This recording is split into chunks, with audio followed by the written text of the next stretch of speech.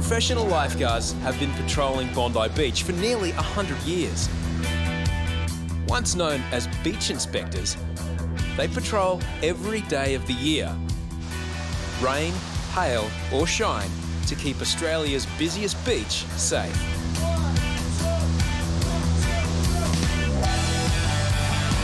Under a southern sky, under a southern sky, under a southern sky. No way will we run, no way will we run and hide. Under a southern sky. Long before summer began, selection trials determined who would make the 35-strong team. Troy's on 4 minutes, which is good. While the old guard proved they could still cut the mustard, young hopefuls competed to make the grade. How much do you want the job? It's about how much do you want to go the extra mile. And that's what you got. 21-year-old Adriel failed in his first attempt to become a lifeguard. Just give it your best shot. I've always wanted to be a lifeguard since I was little, so yeah, I don't know. It's just the ideal lifestyle. Now he's back to try out a second time. So we got all the new mob in the water right now, but anyone can swim up and down the pool, but the real test is at Bondi. You know, we've got 6 to 8 foot waves and it's 14 degrees and that's going to be the real test. Midwinter Bondi.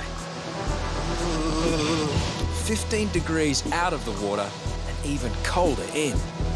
We grab the boards. We do 2 boards. We come in. Prospective lifeguards face their second challenge in a grueling run, swim and paddle. How you feel? You ready to go? Someone smile, for God's sake. Let's go.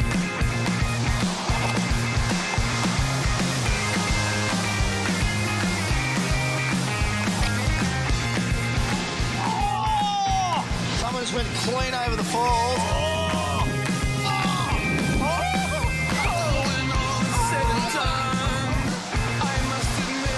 Young kid Adriel's in the lead at the moment. Young kid from Bondi Surf Club. He's still good. Despite the testing conditions, Adriel wasn't about to miss out a second time. Finish, point, please. Yeah, sick. Hey, that was phenomenal. Good work, legend. Adriel bolted in, coming first in his group. Maintained it the whole way. Pretty proud of his effort. The accomplished performance will score him a place on the team. In the next group, serving lifeguards also had to prove they still have what it takes. I can't even talk to you about this, it's so cold. Come on, Ace. Take it easy, mate. Not bad for a 60-year-old.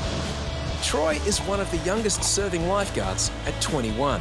Here goes Gonzo. Oh! Affectionately known as Gonzo, he was desperate to get back on the team for another summer. Gonzo killed it, mate. He led from the start to finish. It's not even puffing. Look at him. Hey? He's killed it. Felt sick out of chocolate before. Well done, mate. Thanks, mate. Well done, mate. Well done. Mate, that was unreal, mate. Yeah. Top effort, you both. Oh, that was hard. It's hard shit out there, mate. Why do they want us to do this? Just in case you have to do a rescue and this kind of stuff? Oh. That's what the jet ski's for. That was Gonza's first Ironman championship. Soon, Troy will join Adriel patrolling Australia's busiest beach. Right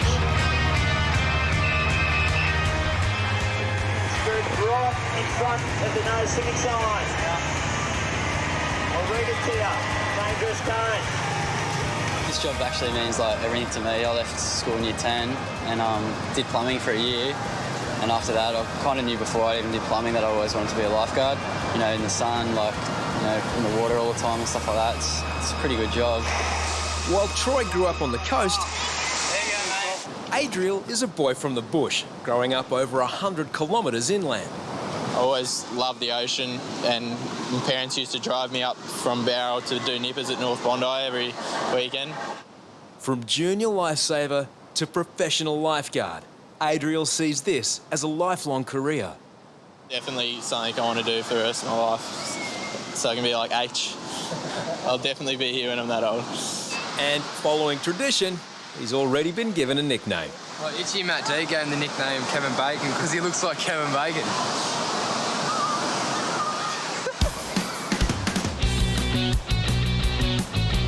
Clean night, there is a dangerous current today. Tide is going out.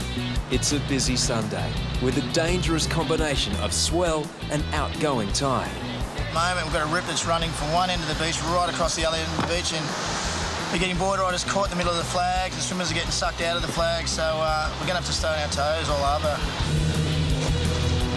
Bacon patrols on the jet ski for the first time, under supervision. Middle of the flags, Bacon. Experienced lifeguards know when a swimmer is in trouble, even if they don't. Bacon sent to collect a swimmer from the rip. You all right? You okay? Yeah, just move into shore. But he leaves empty-handed. He's not out of the woods yet. Yeah, I tried to get him to come on. He won't come on, that guy with the goggles. He said he's sweet. But this swimmer is far from sweet.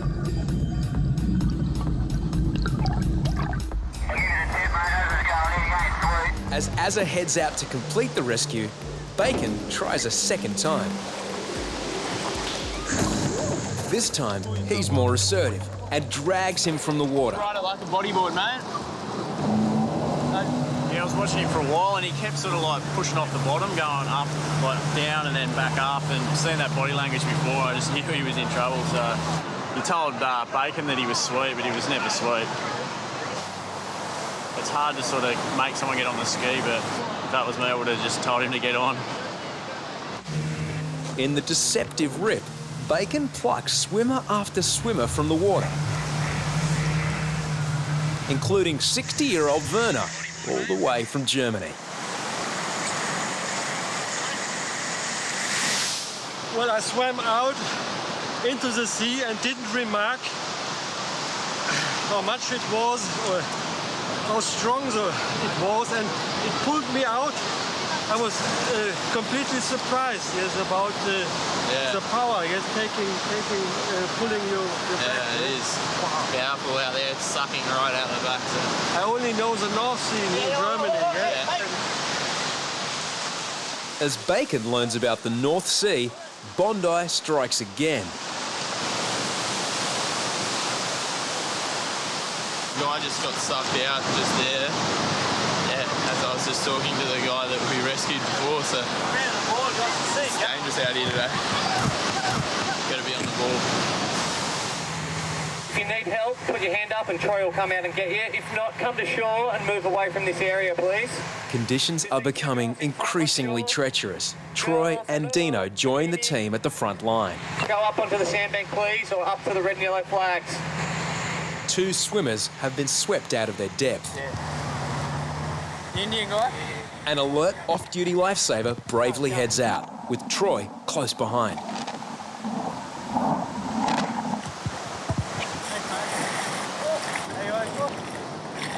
With 2 solid men to bring to shore, Deano backs up.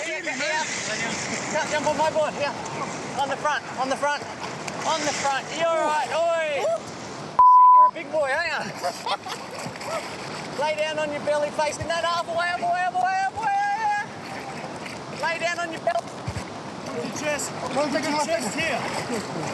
For old hand Deano, it's an accomplished display of boardside manner. Come back here to me. There you go. One more. You all right? See these yellow signs? Look, they're everywhere.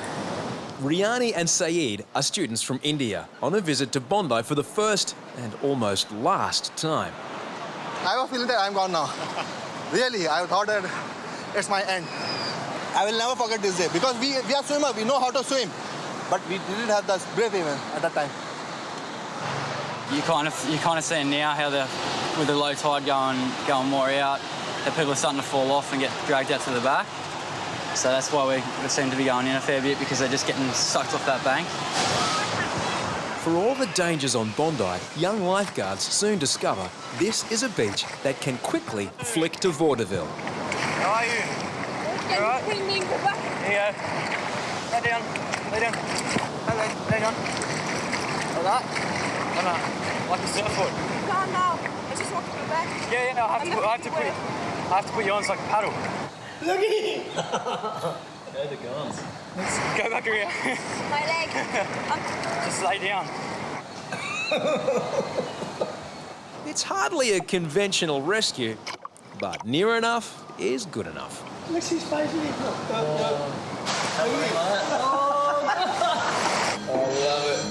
By day's end, 15 swimmers have been rescued from Bondi's rips. Attention all swimmers, the lifeguard service has finished for the day, so we recommend you stay close to shore at all times. As lifeguards sign off, it's impossible to predict what challenges a new day might bring.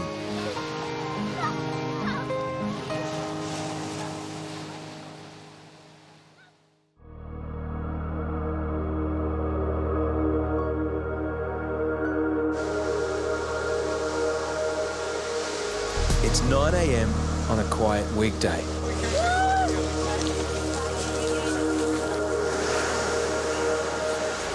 Lifeguards receive an urgent message in the tower.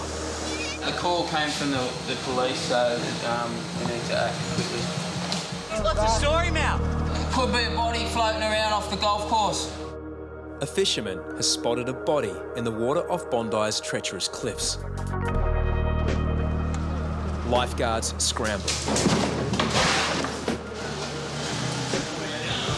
Corey's going to drive. You go with Corey. You good? Unsure whether the person is dead or still alive, every second counts.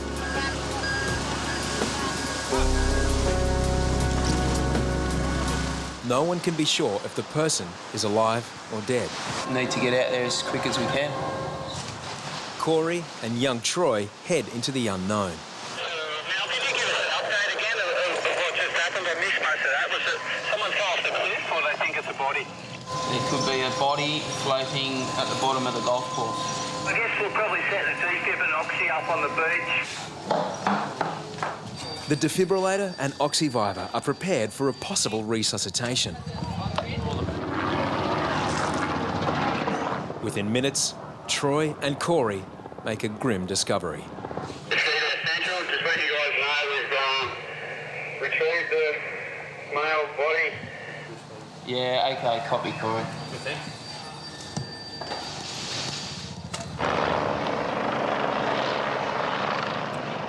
Troy pushes a young man's body up onto the mat.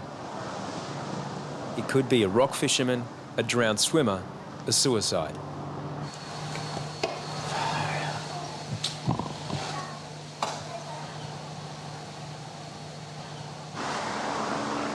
Troy and Corey can do little but look after the body until police arrive.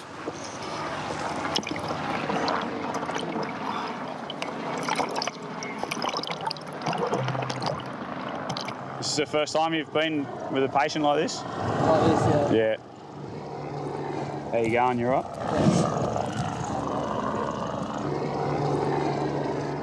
Yeah, Troy's just came back from holidays in Thailand too. It's his first day back at work. So, poor bugger. Not every 21-year-old gets to do something like that, so it's a pretty serious aspect of our work. Just a kilometre away, beachgoers are oblivious to the tragedy. Yeah, it's a real lovely day down here at Bondi. Very quiet, and it just goes to show anything can happen at any time. Boys are taking him out to sea to wait for the police boat, just so no one can see what's going on. Senior lifeguard and paramedic Bobby has been in Troy's position many times. There's a few things you don't start recess on, and rigor mortis is one of them, right? So you don't try and do anything, don't think you're doing the wrong thing or anything. You're doing exactly the right thing, all right, buddy? As rescue services stand by, lifeguards wait for a police launch to collect the body.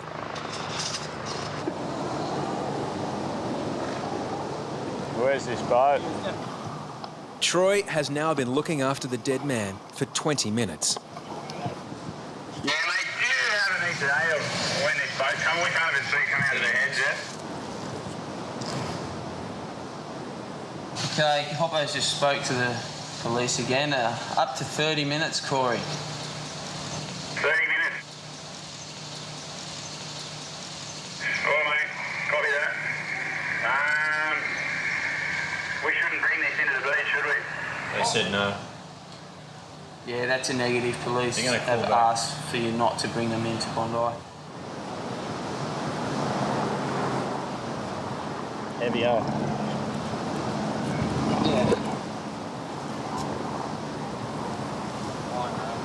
As the rescue helicopter observes above, there is a disturbing development. Just to let you know, guys, we've got a shark off the jet ski, a hammerhead about 30 metres towards the rocks, away from you. Copy, mate. Central 2, jet ski, Corey. Go ahead now. You have a hammerhead shark not too far away from you guys. Large enough to cause concern. It's large enough to cause concern, mate, so just keep your eyes open for us. Wait, it's a hammerhead. We're not sitting out here with a dead body hanging off the back of a boat getting circled by a shark. In the middle of a body retrieval, Troy and Corey have just been told a 2.5-metre shark is circling. Wait, it's a hammerhead. Troy moves to relative safety on the jet ski. You have to think that the shark's just swimming around there because of possibly blood in the water from the body. So, yeah, it's all happening. Can't believe it. Despite the danger, Corey and Troy continue minding the deceased man. Waiting for the police boat. We've got the helicopter circling. Just keeping an eye on us. There was a pretty decent-sized hammerhead shark out here before, so hopefully he keeps watching to see if it comes back again. But, mate, Troy's doing a good job with the patient on the back, unfortunately. No, it's going to be another 10 minutes, but it's confirmed there'll be 10 minutes.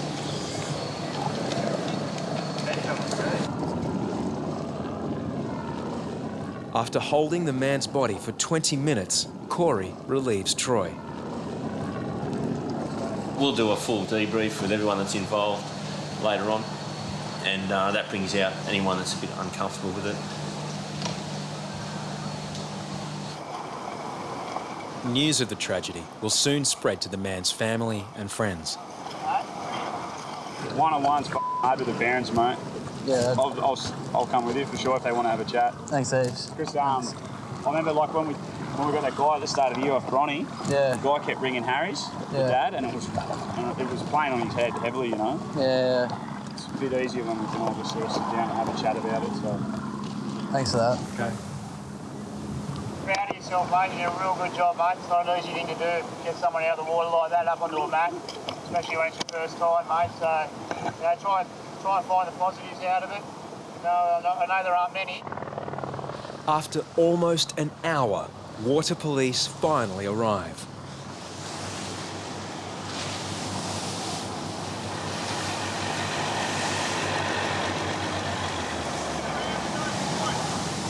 I'm just pretty feeling just a bit upset that we didn't have a chance to help the poor guy. You know, we don't know the story behind it, but if he did fall off and accidentally and he was conscious there for a while, I'm sure we would have had a good chance of getting him back, but I think it was just a bit too far gone. That's all we can do.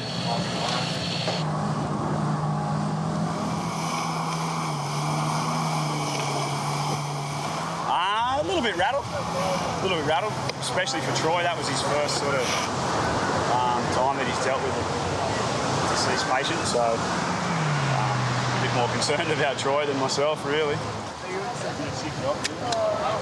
You know, we've chosen this as a job. Everyone's aware of what can happen. You know what I mean? There's 100 different scenarios that can happen at Bondi Beach, from drownings to shark sightings to people falling off cliffs. You know, we deal with something different just about every day. So we're aware of what goes on, but that doesn't make it any easier when it actually happens. It's not a fun thing, but it's something you just got to do. Oh, you're on the jet ski, were you? Yeah, myself and Troy. Yeah, I don't know. Had no shoes. Didn't seem like he had any ID. Troy, is it? Yeah. Yeah, just your date of birth? 21st to the 12th, 1987. Yep. Pretty traumatic for especially a young bloke. I can still remember the face of the first one. It's something that sort of sticks by. I don't know why it is with the first one. I suppose because you've never seen something like that before. Yeah, after it I was still in a bit of shock for probably a couple of hours. Didn't actually really know what to feel like. I had so many things going through my head. Just, it's very, very horrific to go to a situation like that. It's something I'll definitely remember for a long time. Troy will be offered counselling, but can also rely on the simple support of the lifeguard team.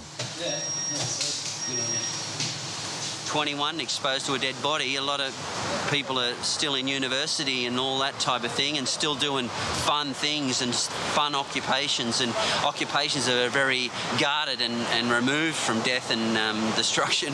And yeah, Troy at 21, he's doing really, really well.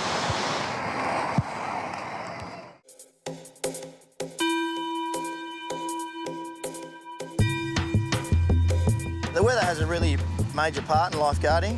Obviously, it's going to play a big part of how many people are going to come to the beach. We get a nice hot 35-degree day, we're going to get 40,000 down here. Down here, you just got to be kind of prepared for everything.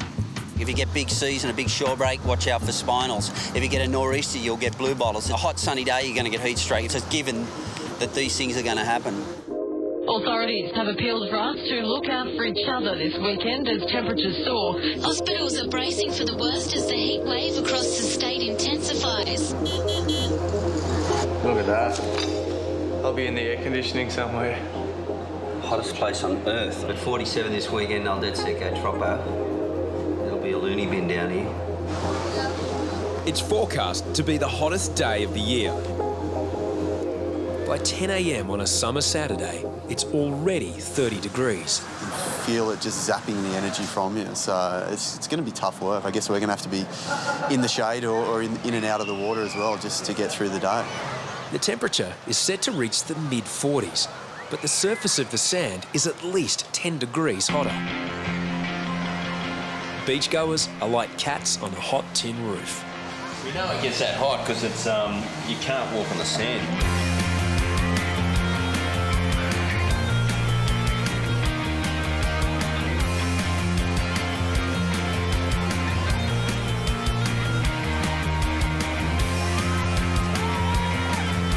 Very hot. Hottest day this summer, I reckon. So, yeah, nice place to chill out. Lifeguards brace themselves for inevitable cases of heat stroke, sunburn and dehydration. I kind of think they're going to be dropping like flies later on. As we went down there before, there's a lot of people really burnt already. Within minutes, the first victim. A woman has collapsed on the sand. We'll take up into the tower. Yeah, I'm just trying to get off the beach. Yeah, we'll do that. No, it's by myself. It's okay, we can look after you. Local resident Jana had barely arrived on the beach when she began suffering dizzy spells and impaired vision. Classic symptoms of heat stroke. Hey, you got that ice, Gons? Yeah. Yeah, get it. Just put it on the head, yeah. Do you think it was heat stroke? Yeah. Does that make you feel really nauseous? Yeah. Shit, hey, I wasn't there long. Did your vision go a bit blurry or anything? Yeah. Freaks me out completely. Aren't tourists the only ones that do this? No? Do you have a number that we could ring? Yeah, actually, you could call my dad. Yeah, she's with us now. She's not feeling the best and she's asked for us to give you a call. Look at the sweat coming off me. Imagine that. We just went for a swim. Look at you. Poor lady, she's obviously really dehydrated and the heat just got to her. I feel sorry for her. Jana's mum and dad mount a quick rescue mission. We'll get her She'll be home, right. give her plenty of cold drinks, turn the air conditioning on and the TV. Thank you so much. Jana's heading back indoors, leaving Mad Dogs and Englishmen to stay out in the midday sun. As the mercury rises, so do the casualties. Been sitting in the sun for a while. Not too long. And we put this bit of oxygen on. Here you go. By midday, there's been a steady stream of victims and almost as many paramedics. Heat stroke is a serious condition. Left untreated, it can cause organ failure. Need to get their core body temperature down and obviously try and rehydrate them. Alina has just escaped the depths of a minus 30-degree winter in Siberia. Summer on Bondi was a little warmer than she expected. When I grabbed her, she said she was going to faint. So there's some boobs, pinned her up here, got a bit of oxygen into her and pulled her down. I'm Russian. I was on holidays in Russia with my family.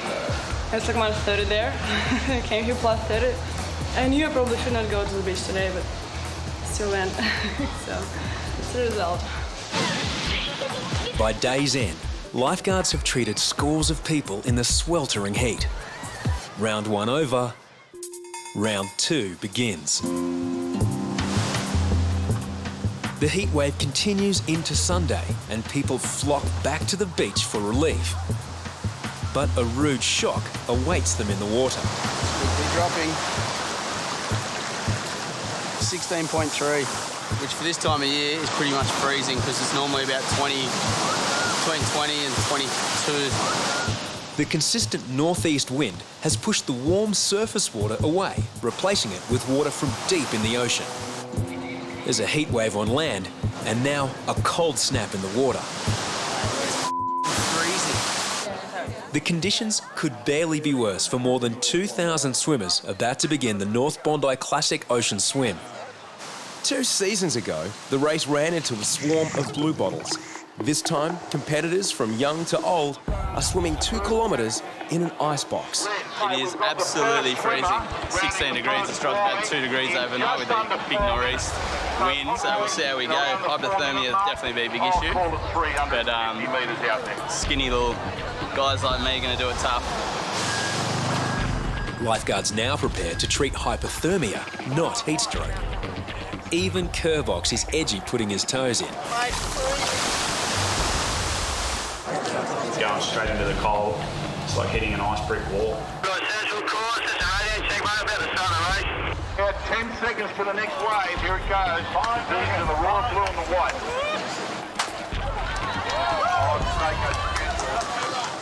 Some swimmers will take half an hour to cover the course, if they can last that long in the freezing conditions. It can affect your heart rate, it can affect your breathing, just because it's such a shock to your body.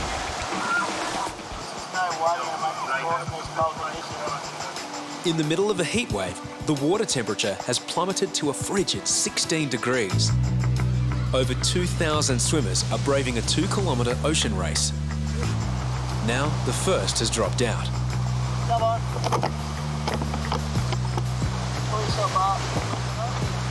The race has just begun, there's not even 200 metres out and they're already pulling people in.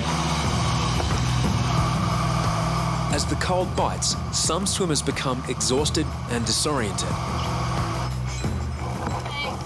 You're braving the beach, it's cold. Swimmer after swimmer sees up as their core temperature drops. Probably about 20 people not even trying to swim. Hoppo just dropped another one in. Kerbox and Hoppo ferry patients back to lifeguards and lifesavers on land.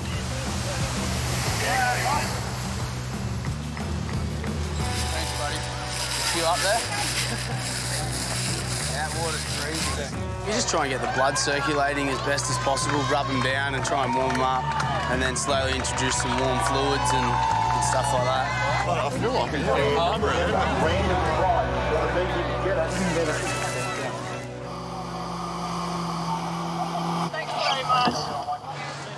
As others bake in the heat wave, medical teams work to raise the swimmers' core body temperatures. It was just freezing. I just couldn't move my legs. It was icy. The rescuers were giving us some hugs, so comfortable. Maybe by next week I'll feel better. Not everyone has succumbed to the cold. Quino! Lifeguard Quinn Darragh crosses the line first in his age group.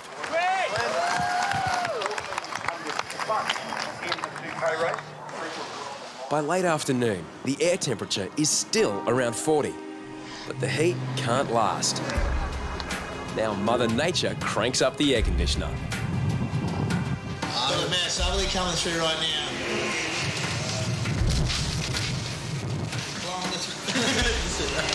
Shit everywhere. Beachgoers hoping for mild relief are now blown off the beach.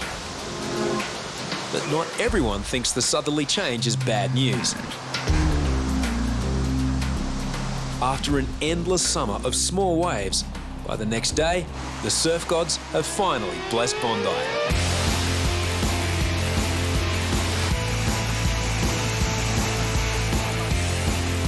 The surf is a magnet to anyone who's ever dreamt of riding a surfboard. It's my first time. My first time. Woo! Woo! Every man and his dog hits the water. Heat stroke and hypothermia are a distant memory. Now the lifeguard's biggest challenge is collisions. It is quite a dangerous craft, and when you've got a large amounts of surfers together, especially the ones learning to surf, it's a recipe for disaster. This is the real wipeout. And lifeguards are left to deal with the carnage. It's been happening all day. There's that many people in the water. The actual board straight on the top of the head, contusion, it could knock a person out. The rail in the head, the same. Any head shot, imagine that in the head.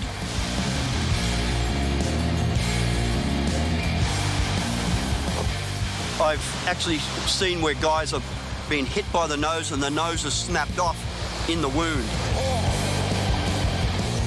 One of these in the eye, totally blind. Whoa, you're very lucky, man. Split the eyelid, the bottom side of the eyelid, about an inch. Chris was paddling out when he was run over by two beginner surfers. I looked up and the guys were paddling back out, so... Nice blokes. Yeah, we'll have a look at it now. And that's pretty quiet, so... What do you do? A lot of people don't realise that if you are beginning to surf, they hang with themselves and they want to have a laugh, but they don't realise, like, boards just go everywhere and they just hit everyone and anyone. And even if they've got leg ropes on at night, it's not really that safe, so... There's about 1 mil of skin left before it gets to your eye. Thank goodness for that. Chris heads for specialist treatment at Sydney Eye Hospital. Not everyone's seeing eye to eye with the hordes of surfers. And Bondi it's like guerrilla surfing here. They have a dangerous weapon and they paddle into an ocean full of people that could become a cropper. It may look like a free-for-all, but experienced surfers follow strict etiquette.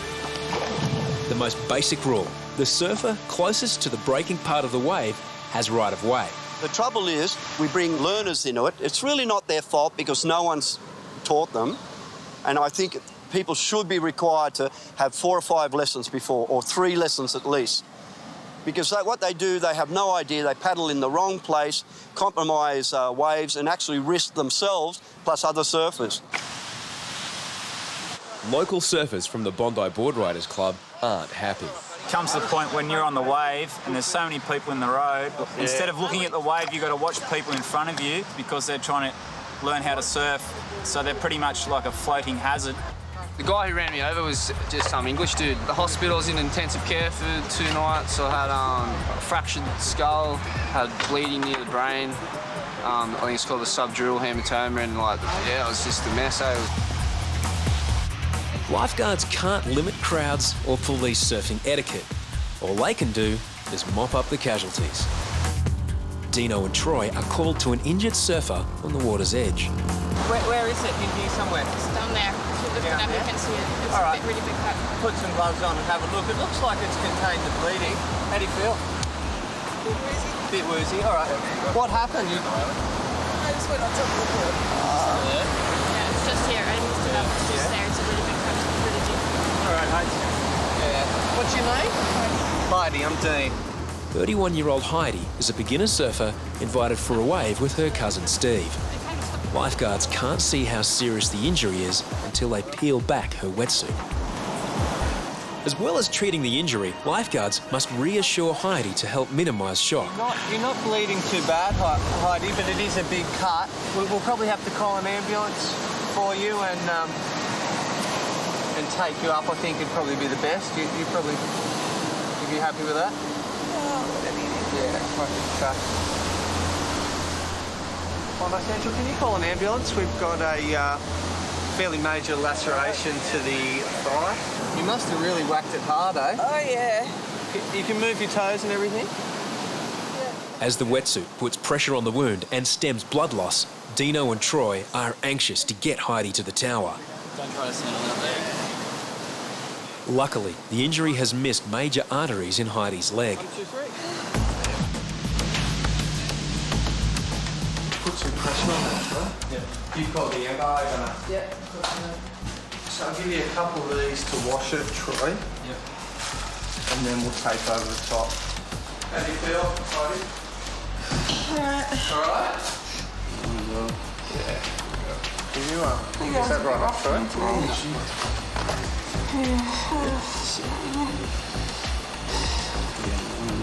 Yeah, that looks better already. Much better now. Yeah. I wasn't sure first whether to leave the wetsuit on because the wetsuit was holding it so well. It seems to have stopped most of the bleeding. How long have you been surfing for? Not very long at all. Not very long?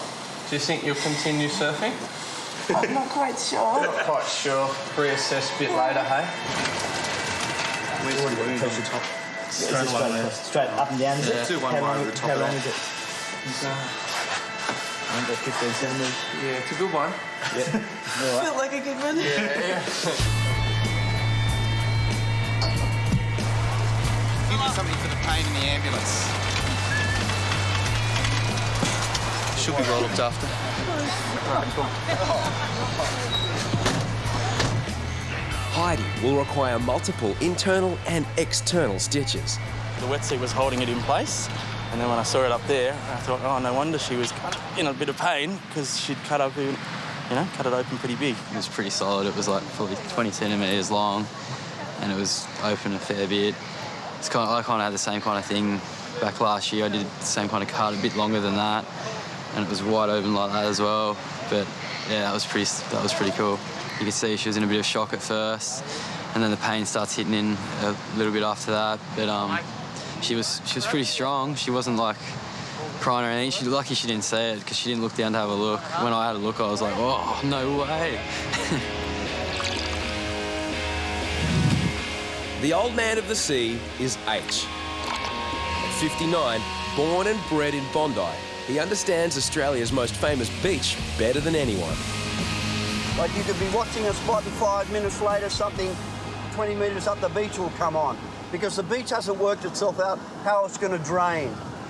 The solid swell has created a powerful rip at the south end. Two swimmers have unwittingly launched themselves straight into it. One of them decided to swim towards the bergs. He's going to be in a bit of trouble, I think. The swimmers stand no chance against the torrent. You're gonna have to get down there now. You're gonna have to go in.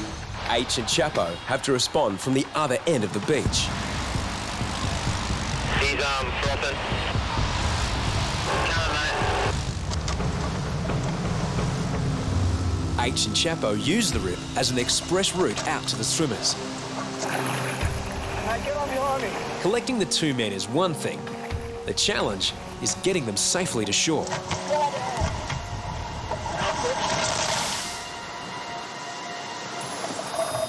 As Chapo struggles against the fast-moving water, the old man of the sea heads in the opposite direction. Can you kick your leg? Yeah. Here's a trick I'll show you. This is what you do if it ever happens again. Bizarrely, he heads straight for the rocks. Chapo still makes no headway against the rip.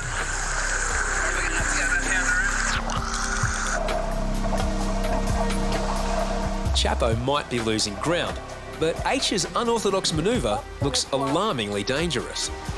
Go off. All right, get off. We'll head straight there.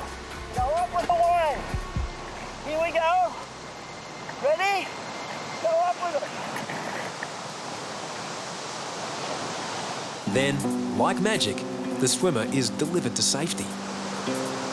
H is just paddling him on top of the rocks. Quite different, I've never seen it done before. As Chapo struggles, the old sea dog takes command. Yeah, I will, mate. Yeah, no, gotcha.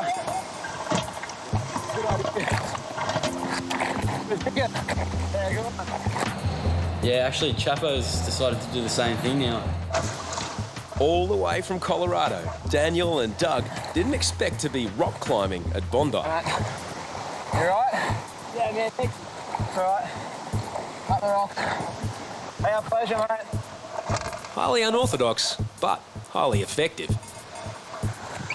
Old sea dog knew exactly where to go. I'm over there struggling to rip.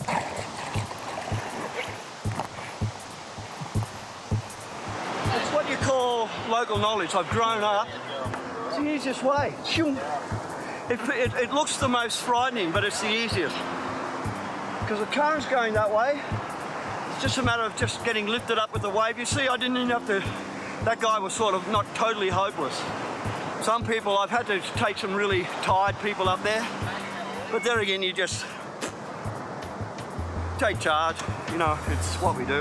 Before we knew it, we were just dragged all the way out here. And then the surfer came and said, "You okay?" And I was being bashful. And I don't know where he was, but I couldn't get up. I'm glad he came and got me. I really am. If you guys want to ride, we'll give you a ride. If not, we're leaving you here. So I was like, I'll take her ride in. I was in trouble. I really was in trouble. It was tired. I think. That makes you tired trying to fight that current out there. It was good. I'm glad they got me. Me too. But the American visitors aren't the only ones who've learnt a thing or two about Bondi. Hey, just taught me something today. Like, where the hell is he going? And I thought I was going to make it, and then the rip just got me, and he's just on the rocks. He's going, "Chapo, come over here." I didn't want to go because I wanted to go my way, but I ended up bloody succumbing to where he was going. Mate, sweet. Oh, how good was that, mate? Eh? Old sea dog. He's a legend.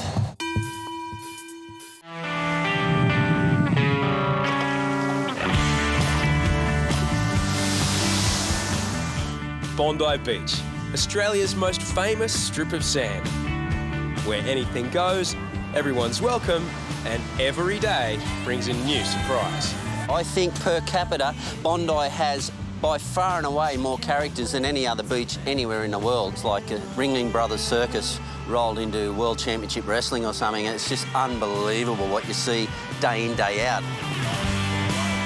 There's the Italian girl that comes down in flare tens with the bottles in the G-string. That's not that bad. Frisbee man who throws a frisbee to himself. We have Zinc Man. He's turned up this year. I've seen him all year. Zinc Man's just like with lots of zinc, and he does a lot of karate. There's plenty of exhibitionists at Bondi. It's all just about being on show. This is just one big arena. Some come to swim, some come to play, others come for a quiet kick. I just had a report of somebody digging a hole. He's got a shovel that you pretty much can't even see him. You can just see the sand coming out of the hole. A couple of New Zealand lads are digging themselves into a very big hole. Troy is sent in to bring them back to earth. No, it's too dangerous, because if that falls, you're gonna get stuck. How can you get yourself out of there? How long is that taking you to dig? So imagine if you got stuck in there, how long is it gonna take us to get you out? If that fell down, they pretty much wouldn't be able to get out. They didn't realise that. They've been digging for an hour, but they didn't realise that how long it would take if it actually went down on them. It'd take pretty much a bit longer than an hour to get them out, and by that time you're not going to be alive. Nah, we're going to have to push it in. Won't be able to get your shovel out either, I don't think. Just woke up and felt like digging a big hole. Just a really big hole. It's a common pastime in New Zealand. Among the millions of visitors to Bondi every year, many are experiencing the ocean for the first time. We've got people from all different types of backgrounds coming down here to Bondi, and they've never seen probably a dangerous current sign or a set of red and yellow flag. So there's no disposition on them. They're unaware of the dangers, and they don't really know what to look for. Usually 9 times out of 10, that'll lead into a sticky situation, and they won't ignore it from that day on, I can guarantee that. The surf is pumping. Lifeguards have erected warning signs on every rip. But some swimmers just don't get the message.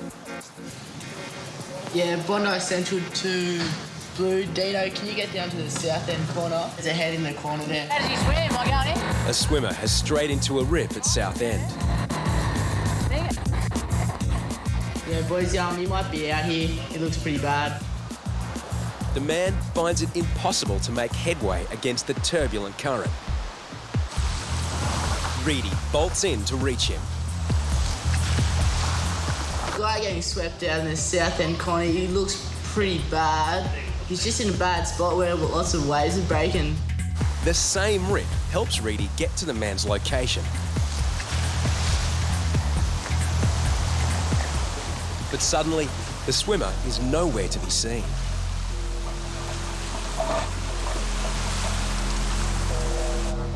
There's a chance the waves may have pushed the man closer to shore. But if the swimmer has gone under, finding him in the turbulent water will be close to impossible. Then Deano thinks he spotted him.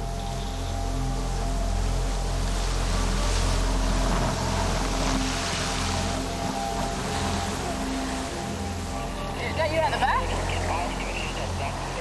Were you out the back? He doesn't speak English. Reidy can't be sure he's got the right person. Dunno, it's definitely this bloke in here. Yeah, I'm not too sure. He was out the back a minute ago, and I think it's him that just got swept in on the shore. Just ask him if he was out the back before. Can you talk? Reidy has no option but to head back out in case the swimmer is still out there. After a fruitless search, lifeguards can only assume the swimmer was the same one Reidy spoke to. Yeah, just a reminder, all the swimmers here. Guys, girls, this is a really, really dangerous spot to swim. It's not safe at all. Please move right up the beach to the red and yellow flag. He got swept straight out in the south end corner. Then kind of set just hit him and he got swept right back in again. He was real lucky. He was really struggling for a second then. Thank you. All the way from Brazil, Ronaldo is on his first trip to Bondi. De piso, não tem como hablar. Oh, mate, no I've got speak, nothing. no, sorry, no speak. That's all right. That's okay, all right. Thank you. Oh, you rescued Thank yourself. you. I didn't do anything. I just the surfers helped you. Mate, he was trying to speak to me in Portuguese, and I have enough trouble understanding English, so he was no hope. Yeah, maybe I think I've made a lifelong friend, but I didn't even help him. When signs and flags fail to get the message across, lifeguards bring in the heavy artillery. Those people out on the sandbank, fellas, do you mind paying some attention? Move back over this way. It's the H-Man.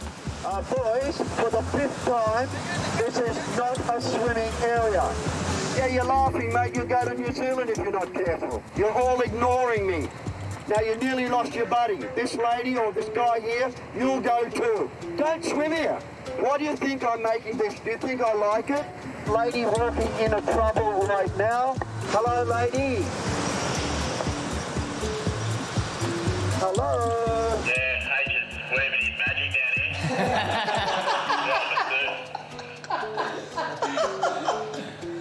Oh, I love you, mate. My name's Harry Nightingale. I'm 59 in April this year. I've lived in Bondi most of my life. I was born 1950. I went to Bondi Public School. My dad grew up in the surf club. He was an Australian title holder. My dad actually went to the Olympic Games in '36, Australian swimming coach. I've been a lifeguard now for 12 seasons, and I love the whole lifestyle. Yeah, Harry's got a lot of experience doing surfing and been hanging down here at Bondi all his life. You know, he might drive a few of the boys mad here and there, but you know what? He's doing his job and he's good at his job. Monitoring the beach, lifeguards spot another swimmer struggling in Backpacker's Rib. Guy in the southern corner. Harry? Is it the Harry south corner? Yeah, H, they've got their hands up, mate. You have to go and get him. I'm on the way, mate.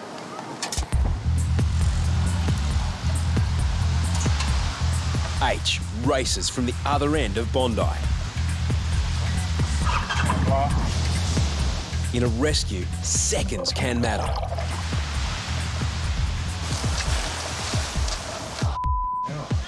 The swimmer isn't just struggling, he's starting to drown. Come on, mate. Get out there.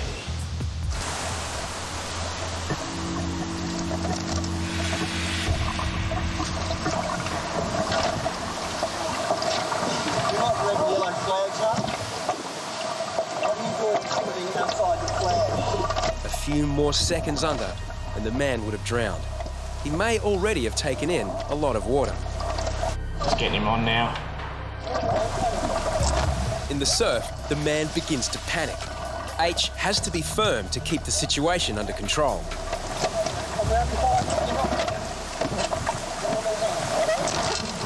I'll tell you what, he probably won't swim there ever again in his life. The tourist from Korea was seconds from drowning, and H was seconds from dealing with a dead body. Are you okay? Are you okay? Now, don't give me this. You should be up in the flags. Never swim outside the flags. Yeah. Okay? Thank you. He nearly drowned. You nearly lost him. You wouldn't have been smiling. Serious. You nearly died. Hey, you nearly went down. You nearly died. Another 2 minutes here and gone. I pull him like this. Yeah. Okay? Serious. I saw. Okay, thank you. Okay? Thank you so much. Thank you. 괜찮아? Lucky to be alive. If I hadn't seen him, he'd be dead. You wouldn't be smiling. Love you being experienced. Mate, that's the closest one I've had for a while. Mate, I had to go that deep to pull him out of the water. The man's friends still don't seem to appreciate what's just happened. 12 years I've been on the beach, Deano, that goes in the top 5. And look, I'm nervous, I'm scared. I thought I was going to miss him. I mean, like, he'd sink. I don't like seeing him sink. Yeah, I don't think some people realise how quickly it can happen. You've seen it and I've seen it. It's a horrible thing to happen for a lifeguard to...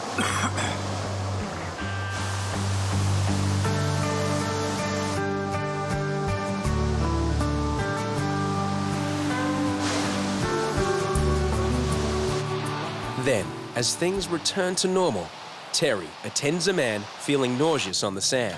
Go ahead, Central. Yeah, the gentleman that H has saved a while back has taken ill. We're going to have to get him checked out by an ambulance, mate. He's feeling dizzy, nauseated, and he's about to heave right up. But Yeah, I'll call an ambo now so I can see him sooner.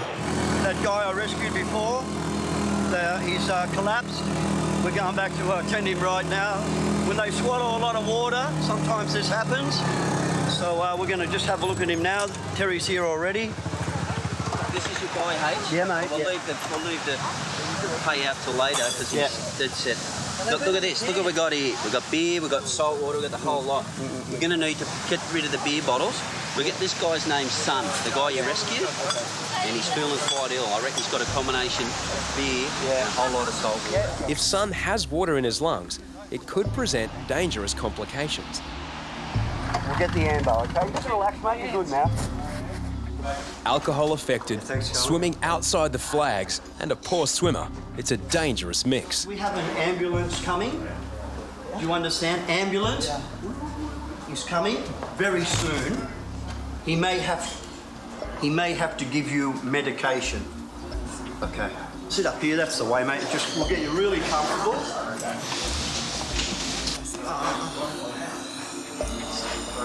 The friends now realise this is no joke.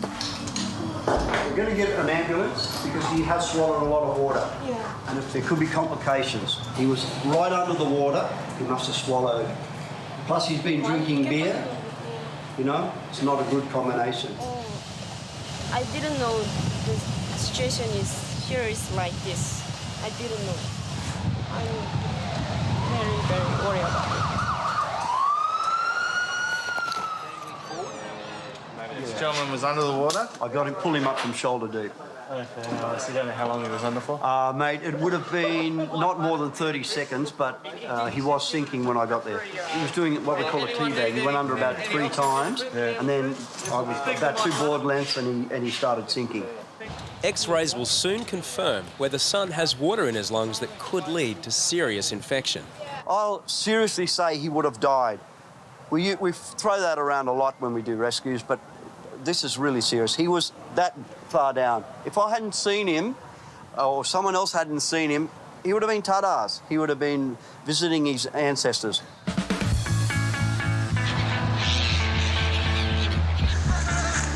While the rest of Bondi continues playing, lifeguards can't relax. Now there's suddenly a disturbing sight in the water. Between second and third ramp, mate, was someone just kicking face down with his head there? No, I don't know. He hasn't stood up. Yeah, Maxi, go pretty quick, mate. Go, get out there. For lifeguards, there's no more ominous sight than a motionless swimmer.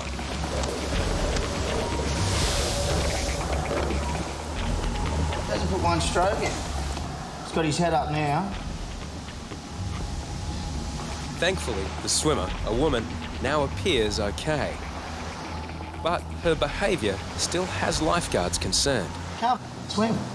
It looked bad because he had his face down he's got hold of her. When waves were going over him. Usually they put their head up. Maxi decides to bring her in. Strangely, she's wearing a lifeguard's rash vest. It looks like you're face down. We didn't know what was going on. Okay. Hop up, stand up. Yeah, maybe you just go down between the flags. Just don't do the underwater thing. Don't do it. Because people freak out and then we have to race down. And not always, because this one looks like you've got clothes on, so... Yeah. Oh, right, and then down. Thanks. What, she was floating around?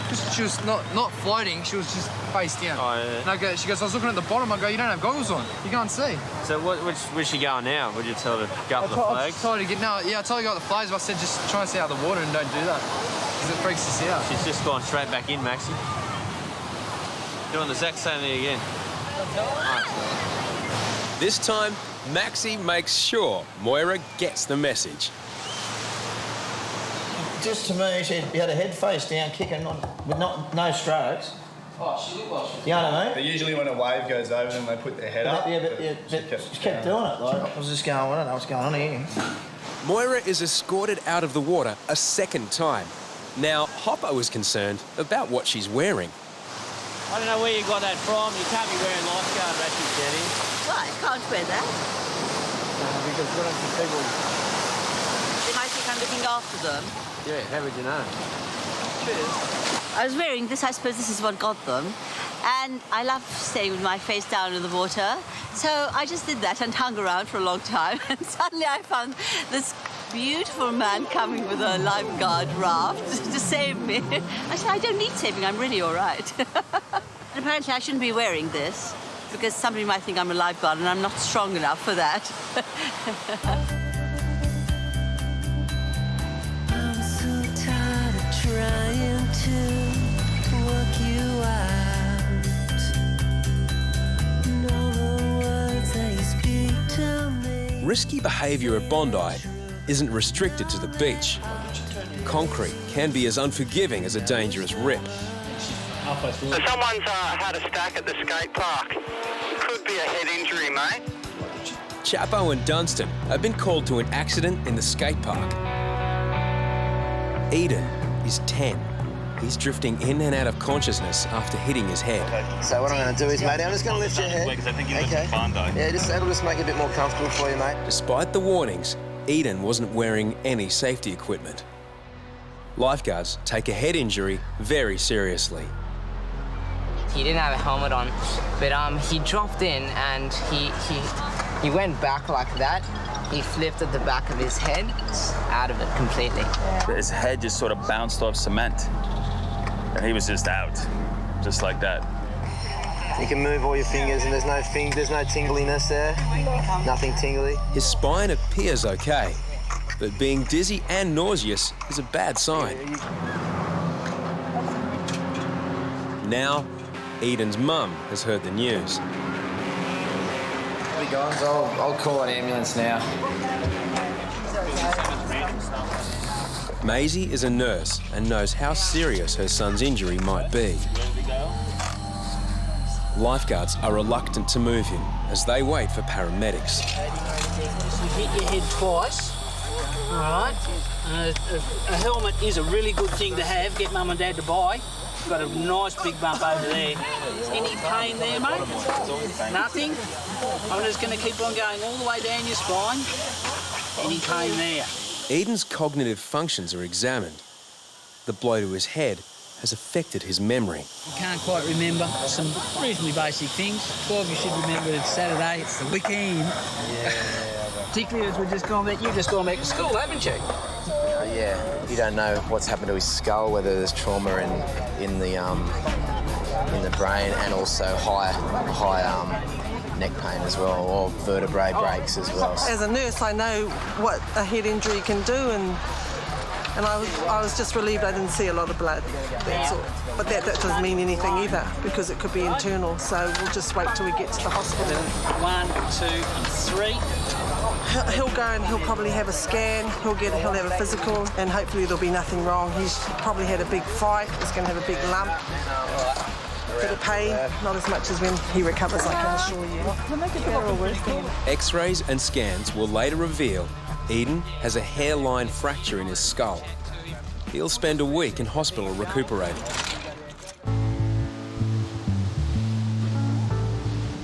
Late afternoon, and lifeguards are on a final patrol of the beach, but 3 swimmers have caught their attention. This girl's getting out into an area of concern. I might just have to go over to these two while you'll keep your eye on that lady out there and just find out if they've been drinking, and that way we have a bit of background if something was to happen. Hello? Your friend. Your friend out there. She's okay. She's out near that dangerous rip, and we thought possibly you might have been drinking. Okay, No. but she's not. That's no, good news. she's just naturally like crazy. Like Naturally crazy? She's from Estonia. You should go save her. Well away from the safety of the flags, the woman heads right into the impact zone. Obviously, we can't leave the beach if there's a problem out there, so we're just going to have to make sure this lady gets back to the beach nice and safely before we leave. The woman seems to be managing, but a set of big waves will test her. Yeah, Terry, I think I might have been watching. She swims pretty good, yeah? Jilly from Estonia has astounded us with her swimming ability. She not only is swimming strongly, she's busted into butterfly, and that warms the heart of a lifeguard late in the day to see a girl from Estonia who you think should get herself into all sorts, butterflying her way out of troubles. Yeah, I don't think she's going to get in trouble, but hopefully she does. It's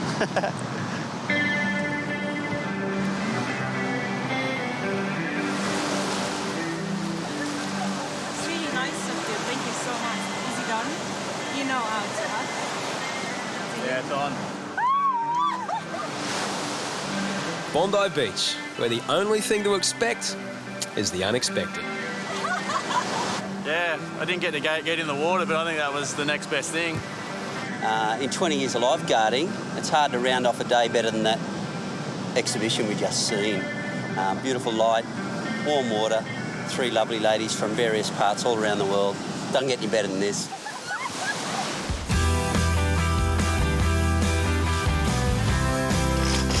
.6 a.m. Kerbox and Maxi, the master and apprentice, begin another day. I don't make you dig all the holes in, I think. I'm just getting started. While Maxi is just starting out, Kerbox has been a professional lifeguard for 14 years and a pro surfer before that. Kerbox is a guru, mate. Kerbox is a guru. Kerbox might have years of experience under his belt, but he's still required to be match fit. Love to say I can hang around it, but I'm already falling apart now. Constant training is part of the job. I don't go to church, but this is my religion down here, training. While the veterans pace themselves, the young guns are out to prove they're made of the right stuff. You don't sleep, eh? Don't sleep. This is Bacon's training schedule. Train, sleep, eat, train, sleep, train, train. Show no emotion, train. Have a good morning. Have a good day, mate. Now, lifeguards prepare for the annual Ironman Challenge. It's a punishing test to prove just who is the fittest and fastest lifeguard on Bondi Beach.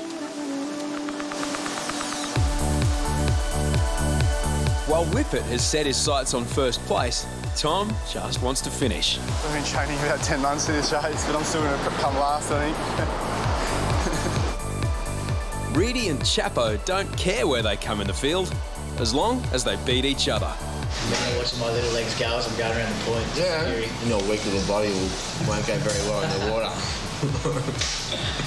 And you will come back to me and I will say, I'll see you at the finish line. All I'm hearing is blah, blah, blah. You're going to lose. It will happen. I can't see it not happening. He's not that good. There's not really too much to worry about. This year I'm extremely confident, both starting at the same time, and I'm going to absolutely smash him. Conditions are very But a far greater challenge for lifeguards is the daily challenge to save lives. With the surf pumping, the boys in blue are in for a very testing day. Don't give it all and make your way out of the water. The conditions are getting too rough. If you want to continue swimming, you can do so at North Bondi. In a rare precaution, the main flags on Bondi are pulled down. Normally safe, the area has been overrun by a dangerous rip. Such a strong current starting to pull. There's no way we can put a safe set of flags up here. We have to pull them down and move everyone to the northern set. On an outgoing tide, 4 dangerous rips are now running on the beach. Yeah, you got 3 blatant-looking backpackers right in the heart of the backpackers rip. Bacon rushes out to assist. With 3 struggling swimmers and only 1 rescue board, he has to prioritise who needs help. Are you boys all right to get in? Let's go that way, straight across. Yeah, this guy needs help as well. Jump on my board, mate, grab on. Buddy, swim here. Face the front, face the front. Face the front. Hold on to my board, mate. Thank you. Can you get in? I don't know. Let's all kick in together, all right? Yeah. Aiken, the superhero. He's got three backpackers on his board. He's a machine, the old Bacon. Look at the rookie go. Rescuing 3 swimmers at once, Bacon pulls off a textbook rescue. Central to Hoppo. But down at the south end, the real masters are about to show their stuff. There's a whole pack of them. Sorry, we kind of semi-missed it because we've been looking at this other rescue going on in backpackers. Another 3 swimmers have been swept into the most dangerous rip on Bondi. Kerbox wastes no time. With 2 more swimmers to rescue, Kerbox needs help. Hoppo's going in.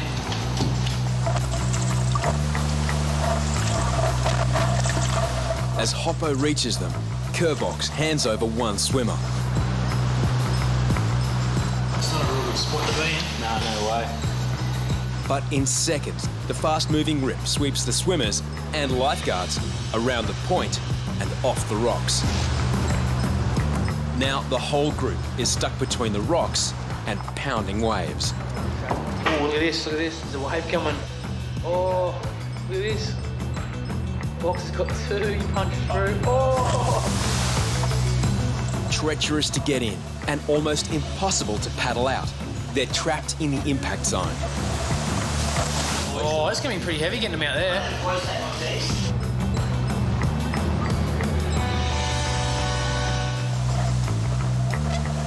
The waves keep pushing them towards the rocks. If Hoppo and Kerbox can't push through, they'll be swept against the rocks.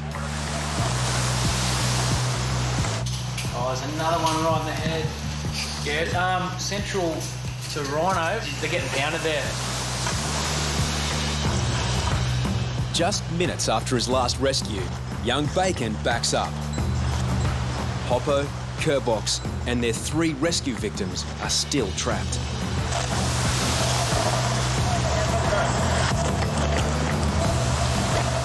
Finally, Hoppo makes headway, but Kerbox is going backwards. You want to give me one?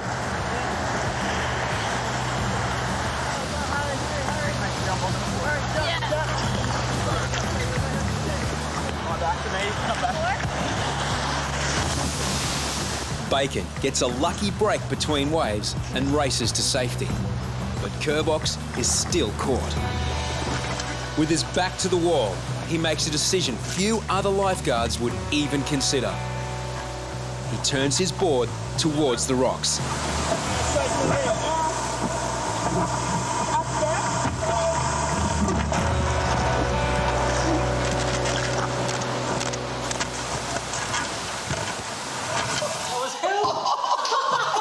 Did you see that? Straight over the full ledge. Straight up the rock.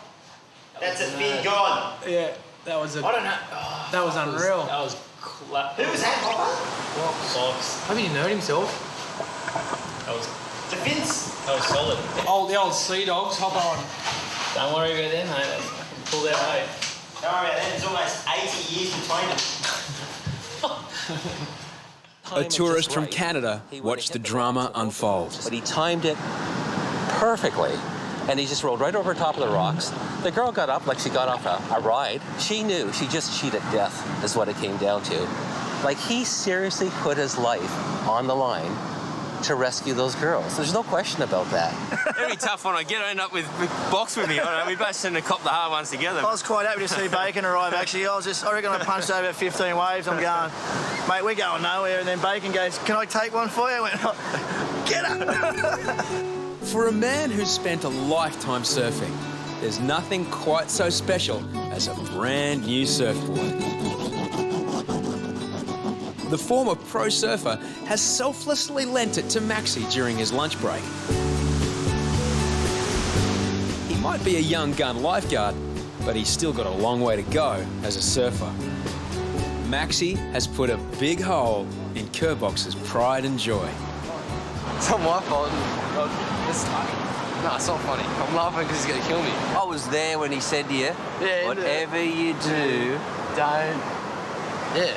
Don't what? Ding it. Don't ding it. But it wasn't me. What happened? You just running mad with you? Oh, he was on the wave and I tried to get out of the way, but I couldn't get out fast enough. But being the one riding the wave, it was Maxi's responsibility to avoid a collision. Don't blame the 12-year-olds, just say I dinged your board. Sorry.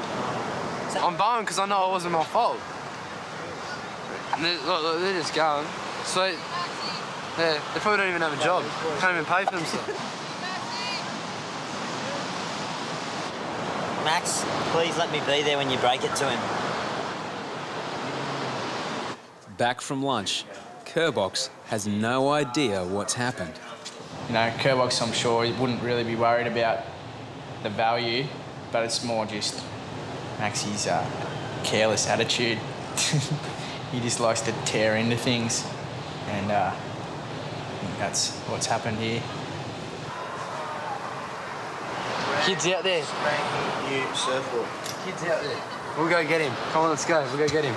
Terry let him go because he was young. He was like 12, and he goes, he doesn't have any money to pay for it. I go, you're coming up here. When you brand new surfboard, get this.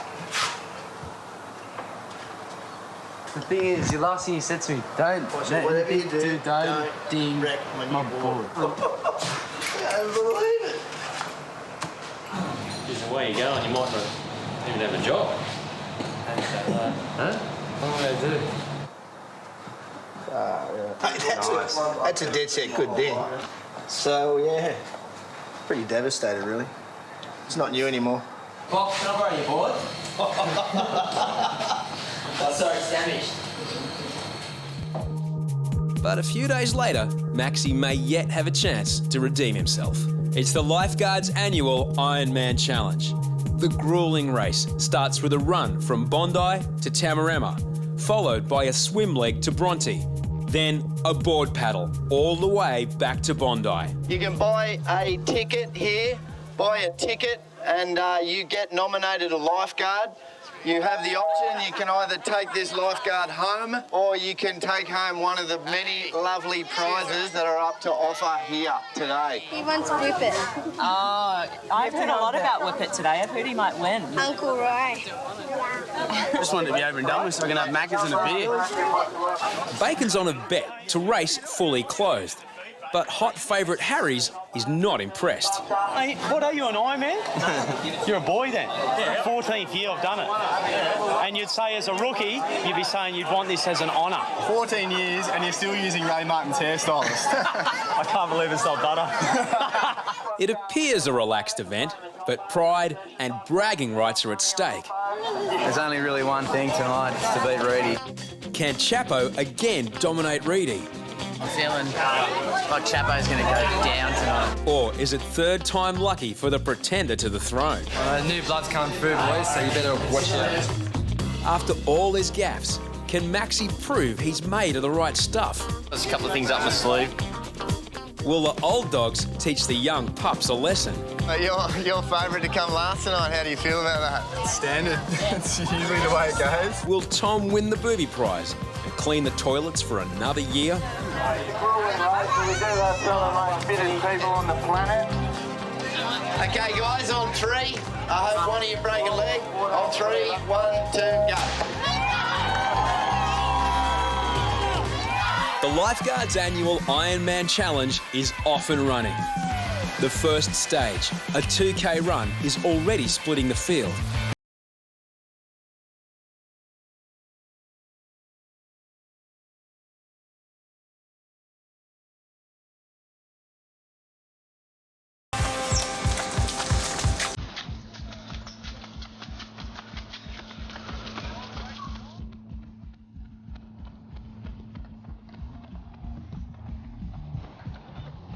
Same around to Bondi. We've got Whippet in first place. Harry's not far behind. Fisho a very close third, followed by Maxi. Harry's just been taken by Maxi.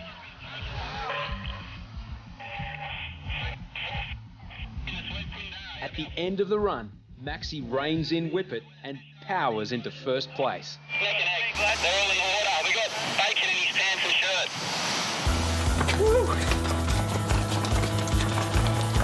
Just winning out of Chapo and Reidy.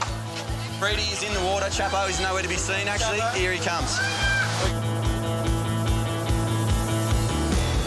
Kind of Harry's about a body length on Whippet, who's flying. I've got Fisho, my man, he's coming right up the inside here. He's looking that strong, and inside him I've got Quinn. Quinn's powering along as well. This is going to be a dead set good finish, boys. But the novice race caller has got it all wrong. The young gun is in the lead. Harry's will be about a dead set 25 metres back. I don't know if he can win it from here, fellas. Come on, boys! Harry's is gone, mate. I'm calling. He's no hope from where he is. Best news I've heard all day, mate. Maxi was first into the water, but Deano and Quinn are first out as they reach Bronte to begin the board paddle.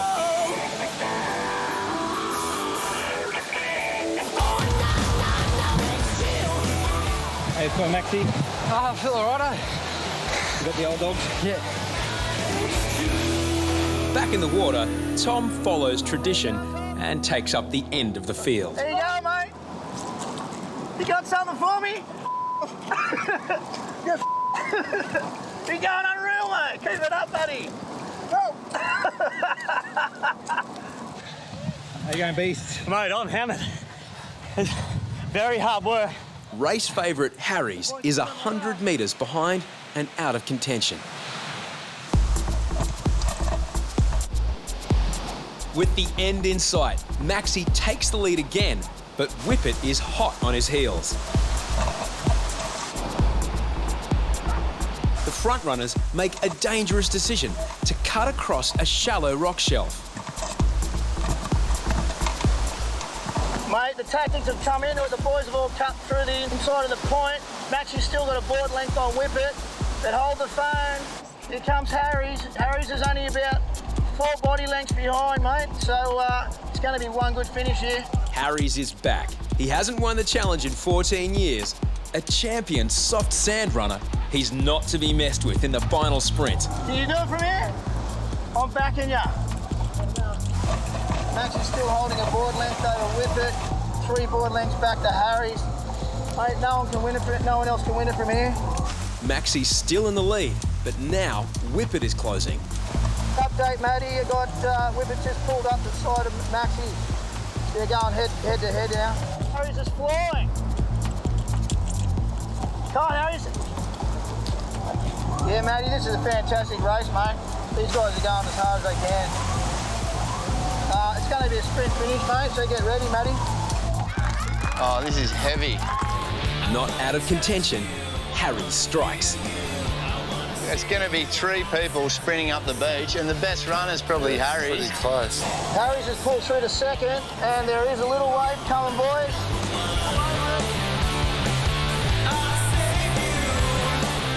Looks like Harries is going to pull over the top of this. Maxi's dropped off. Go, go, go, go! Come on, don't give up. You can catch him, Maxi. So, yeah, cheer them on as they come up the beach. Harries got the lead. Harries is winning. Harries will win it. Whippet's second. Maxi third. Harries. Maxi second. Clarky third. One of the hardest things I've ever done. That was so hard. Harries has conquered his younger rivals, but there's plenty of bragging rights yet to be won. The Warhorse, Aaron Graham. Can we all see perhaps Kevin Bacon? He did the swimming, James. Go on, Kevin. Even in his designer jeans, Bacon comes 6th. Now got Deano. They paddled too good. I think I went too hard in the swim. At 40, Hoppo battles for a top 10 placing. Mouse, let's cheer him in, boys. Cheer him in. Hoppo, the recession buster. What happened? Tom is still at the tail end of the field, vying for last position. How you feeling, mate? Nearly over. Can we do this another time? Reidy makes personal history by walloping Chapo. I beat Chapo, bud, by a lot, actually. Me and Harry's going to run up the beach. Like he said the other year, I just put my head down and smashed him. Chapo? Oh, that was tough, mate. That was really hard. He got me. Yes, he got me.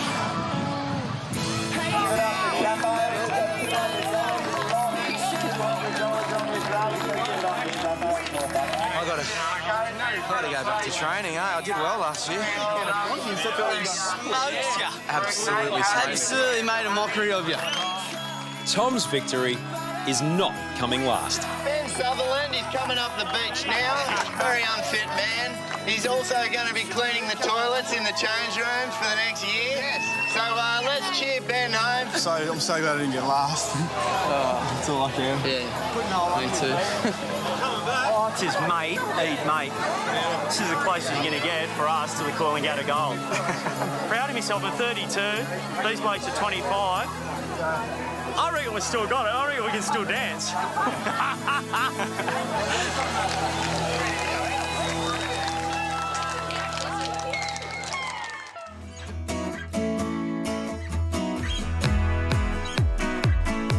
No strip of sand in the world is more heavily patrolled than Bondi Beach.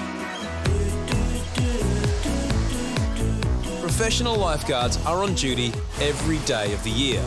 Backed up by volunteer lifesavers on summer weekends, not much on Bondi goes unnoticed. I'll go get him. The boys in blue know what's going on above water, but what happens beneath the waves is far more mysterious. Tom and Reidy have decided to learn more about Bondi's marine world with local experts Springs and Kane. We get to see everything that happens above the water. I mean, it's going to be exciting to sort of see what goes on underneath. You know, it's a whole different world. Every dive is unpredictable. You could come out here one day, see nothing. Next day you can see lots of stuff. Sharks, stingrays. Is that shark? Sorry. If I see anything dangerous, I'll point it out to you and we'll just back away and the animal should take its own course. That's a shark. This is a big shark. That one? A big one. I would have thought your feet going away from you like that. You might have for a big shark. It's a little shark like Wobbegong. It's little. All right. Underwater, the boys experience an alien world.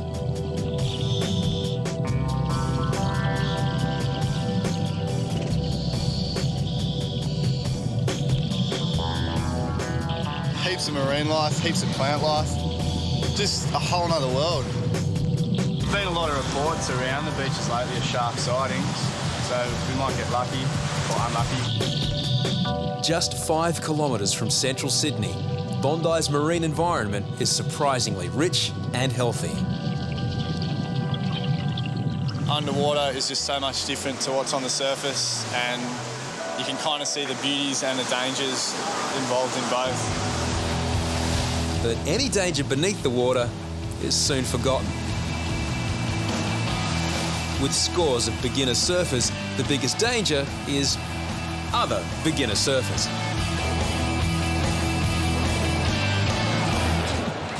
Got caught in the board. I think I might have broken it. Irish traveller Brendan has just joined the long list of surfers wounded in action. I was out surfing and just came in on a high wave and board flipped, smacked me in the face. Just got to put some pressure on it so it stops bleeding. Yeah, sure. You want to get you straight up there and get a couple of stitches in that. Mate, it's a good cut. You're going to have a couple of black eyes, that's for sure. Broken, Tess? There's a fair chance it is broken. It doesn't look too bad but there's a little bit of possible chance of a break. Yeah, I concur with that. I don't know how we're going to bandage you up. We're going to look like a bit of a mummy.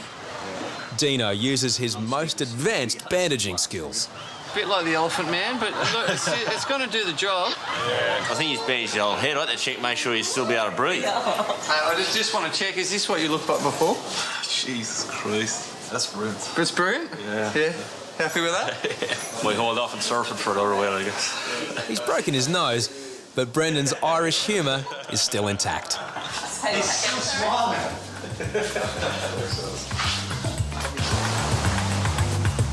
Back on the beach, falling tide and solid swell have created dangerous rips close to shore. Guys, you're swimming right in a rip. You need to move up there on the sandbank for me. They're so strong, even people in the shallows are having trouble keeping their feet. 6 men play with the ball close to shore. Disregarding warnings, they are just metres from a rip.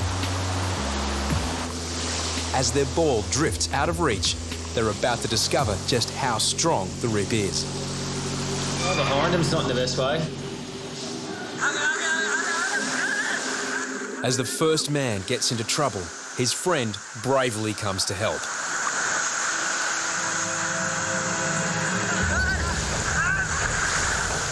Then another.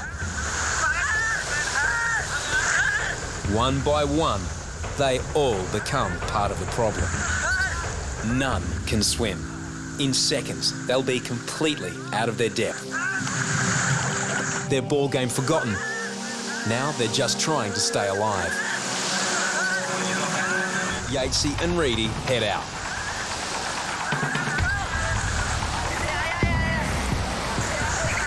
As one man is about to go under, Reidy plucks him to safety. But panic sets in. Settle down, settle down. Kerbox backs up.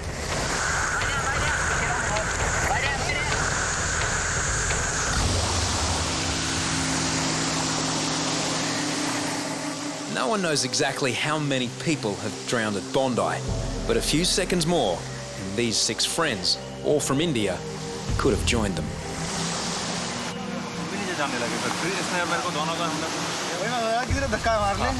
We were thought that we would be able to push him, but actually we also were going to sink. Well, mate, it was pretty heroic. Like, the one bloke obviously was gone. He's saying to his mates, and every one of them tried to go and help him, and all for a stupid soccer ball. I mean, how many people drown from that shit? Drowning is the most likely cause of death at Bondi. But there's another, more primal fear. Late afternoon. Two surfers report an alarming sight. So that's a bird, and then I seen it cutting around and cutting through the wave, sort of. So I killed the bird. As far as I know. The bird flew away, but something attacked it. The surfers are certain they saw a shark attacking a seagull.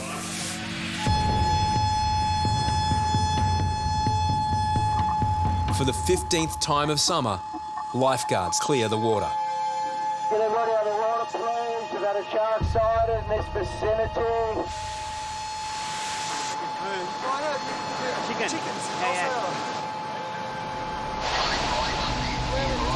Behind the break, a man leisurely swims across the bay. He hasn't heard the alarm. Sounded the alarm, cleared the water, and we just had one bay swimmer about 50 metres off the beach. I don't know if you can hear me, but just come back to shore, mate. Early mornings and late afternoons are considered the most dangerous times for shark attacks. We might hit that shark alarm again.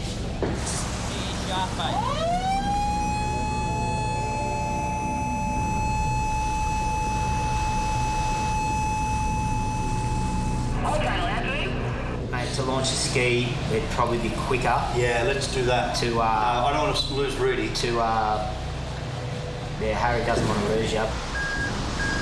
Safer and quicker, lifeguards launch the jet ski.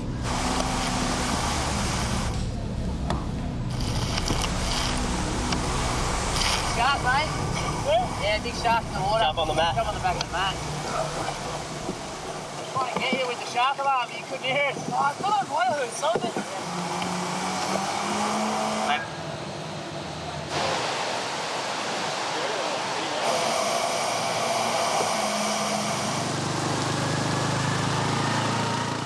Positive sighting, it said for 3 metres, just out here. Is that right? In amongst the surface. Just out here, eh? Yeah. Yeah, right. I would be out there swimming laps at Darsko. Yeah, right.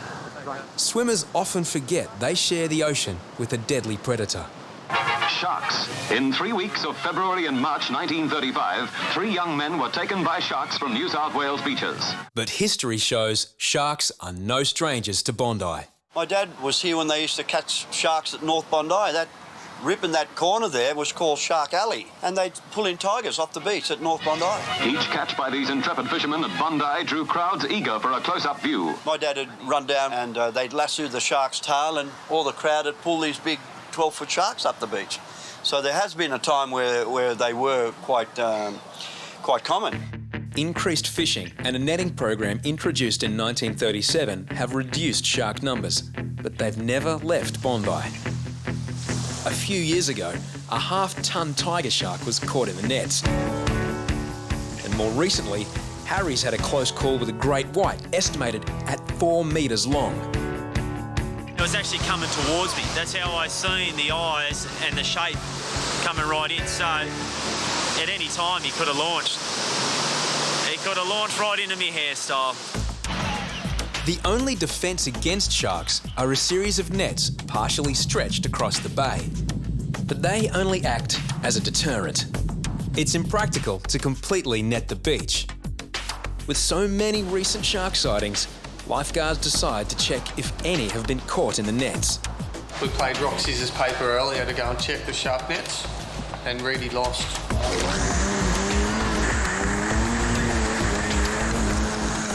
This is not kosher. Reidy's gonna shoot himself out.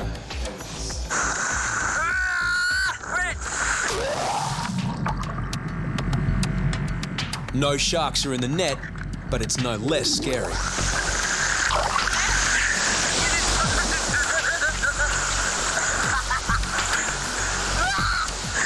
under there, but I saw net. No shark. No sharks? No sharks. Not this time. It's all safe. Despite their presence, there hasn't been a fatal shark attack at Bondi since 1929, when 2 people were mauled. Since the shark meshing program began in 1937, there have only been 3 attacks. Beachgoers have developed a relaxed attitude to one of man's few predators. When a massive school of salmon enter the bay, Itchy and Kobe don't hesitate to investigate.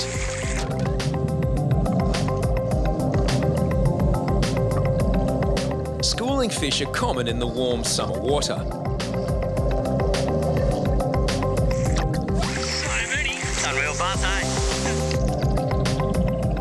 But the boys aren't keen to hang around. When there's small fish, big fish follow.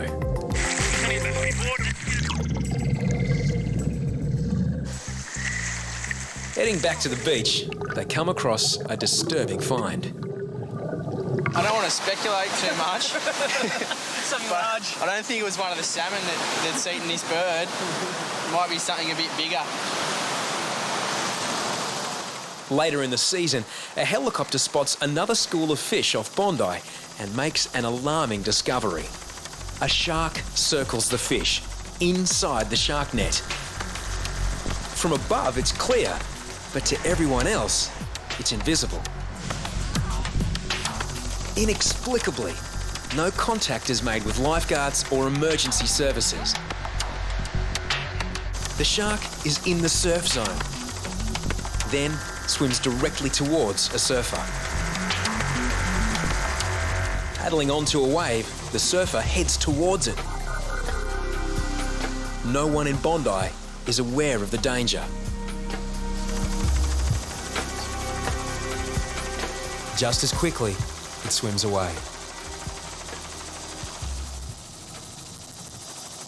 Next day, the story makes the front page. I only just saw that, Tez? He didn't call anybody to inform us. I mean, if you see a fire, you call the ambulance. You call the fire brigade, not the ambulance. Maybe you call the ambulance. Sure. If you see a car accident, you call an ambulance. You see a shark in that situation, they'll come in around the corner and ask questions about pertaining to sharks. So they can come when it suits them. But yeah, it's a bit of duty of care there. But it was an event that took place 5 kilometres away that made much bigger news. A Navy diver is believed to have lost his hand in this morning's shark attack in Sydney Harbour. A diver from the Navy, they were doing an exercise. Nice shark. A diver has been mauled just a few kilometres from Bondi. We're just glad it wasn't here. Imagine we had a shark attack. Oh, they say that. Imagine we had a shark attack. It's bound to happen. With large schools of fish in the bay, grey skies and now an attack nearby, lifeguards increase their vigilance.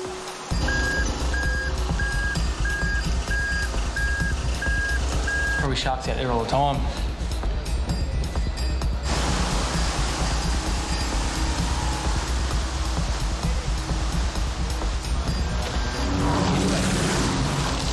It's going to be pretty tough to see anything out there.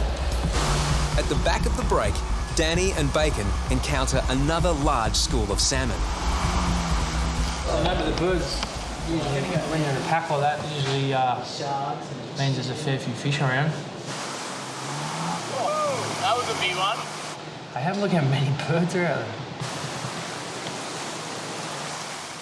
With so many fish, there's an even chance sharks will be on the prowl, but it's impossible to tell.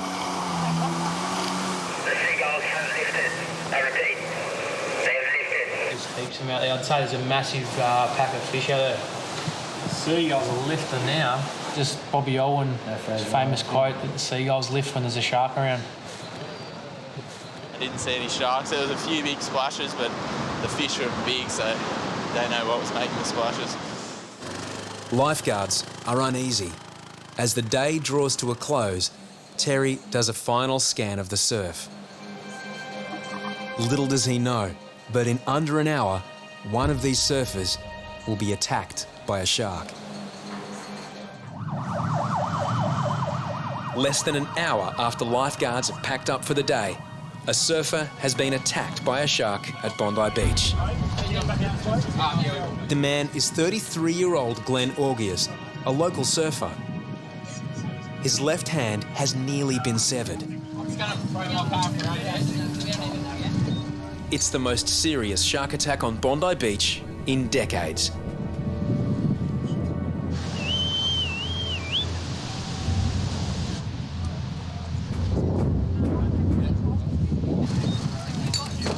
Approximately 20 surfers were in the break at South Bondi when Glenn was attacked.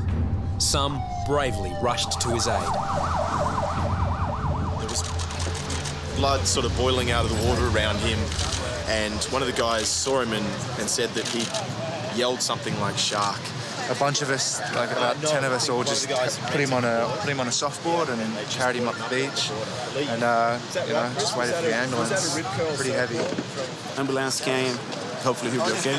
Like these random guys come up and said, "Look, are you guys lifeguards?" And me and Troy said, "Yeah." He said someone's been attacked by a shark down at Bondi. The North Bondi Surf Club hit the shark alarm, so I come out from dinner and headed across, and then everyone was running down saying a gentleman's been bitten by a shark. It's been one of those summers, I think, boys, that they've been around, and with a shark attack in the harbour a couple of days ago, so it was just only a matter of time, I think. 2 French surfers were among the first to help Glenn. Where did it actually bite him? Where did it bite? His hand was cut at this level, and there is just the skin who take the hand. You know, his arm hanging off. His arm was like that, and his hand was like that. And there is a big cut all around his arm. We saw all the muscles, all the bones. Did he actually talk about the shark to you? He didn't see it; it was too quick. When you have a guy like that who lost his hand, you don't want to speak it about the shark. We just don't want to speak about it. I think he don't want to hear something about this shark because he saw this hand. And that was a good idea. At the beginning he saw his hand, and so we just tell him to don't look at his hand, and just look at us and just speak everything.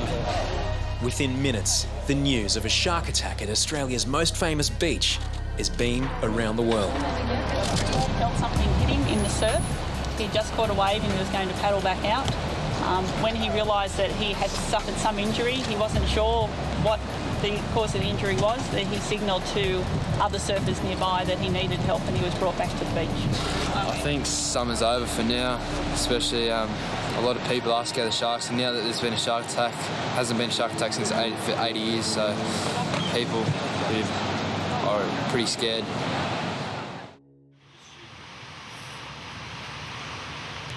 Next morning, and Bondi is eerily quiet. There's been a shark attack, it's real. It has happened at Bondi, believe it or not, and we're strongly recommending that they just hold off. I've been instructed to launch the jet ski, just have a look around the bay, see what we can see, prevent any bay swimmers that may not be aware of it.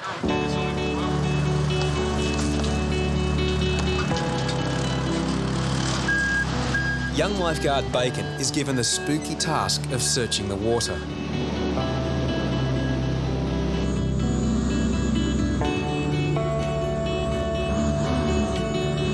We're taking all the necessary precautions before we get those flags up to make sure the beach is safe for swimmers. But it's impossible to know if the danger has passed. Was this a freak random event, or is it a growing pattern? Either way, some people have yet to get the message. I got bitten by a shark last night. Just out here, South Bondi.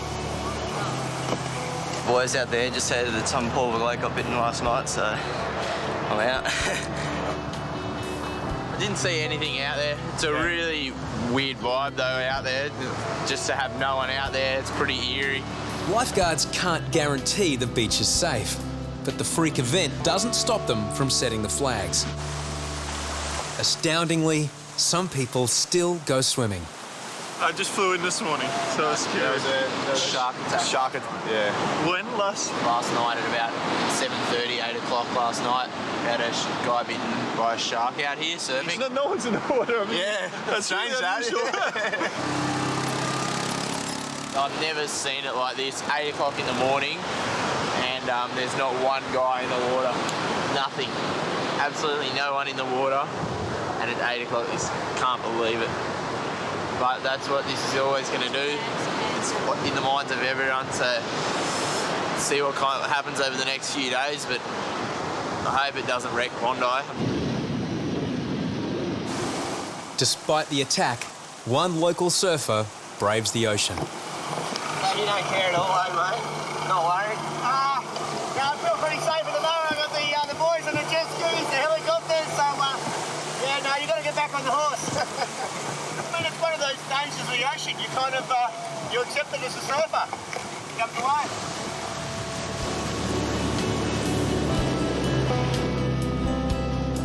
Slowly, life on Australia's most famous beach returns to normal.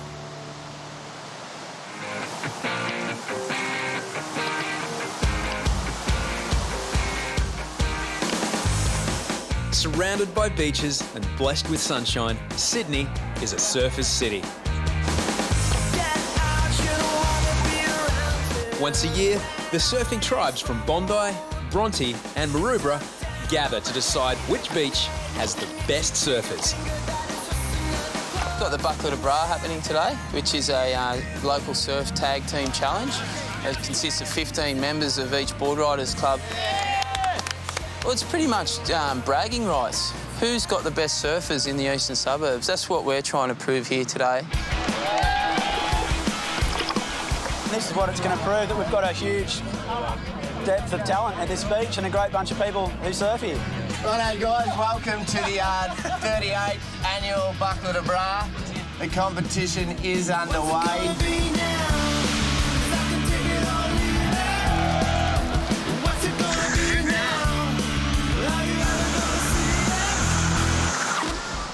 It's part of a lifeguard's job to expect the unexpected. On Australia's busiest stretch of sand, there's always something new. His foot. Yeah, he got hooked. Literally. English backpacker Phil was enjoying his first swim at Bondi when he got a nasty surprise. A stray fish hook became embedded in his foot. It sort of like jolted me, so I thought, oh shit, it's like a jellyfish maybe. You know how the hook's got the little bit that sticks back? Yeah, so you pull that back. It's it's going to rip it to shreds, yeah. I know. Do you think that's hospital or medical centre? Hospital. Hospital? All right. You can either get there yourself or you get an ambulance. Have you got travel insurance? Yeah, but I do not want to start using all that. It'll just get complicated. Well, it's going to get complicated if we leave it any other way. It's just one of those things, right? You've been caught hook, line and sinker. Yeah. So you need to... Sorry, I couldn't resist. We're going to need an ambulance. Yeah, copy that. Are you going to bring him up? Yeah, we'll definitely bring him up to the tower. For a man familiar with piercings, the hook isn't causing too much pain. Tom's humour may be harder to bear. Come down to Bondi Beach for a leisurely swim and you get snagged. Yep. Right, in case you're not catching on, we're fishing for one-liners here. Yeah. I'm not biting. Get it?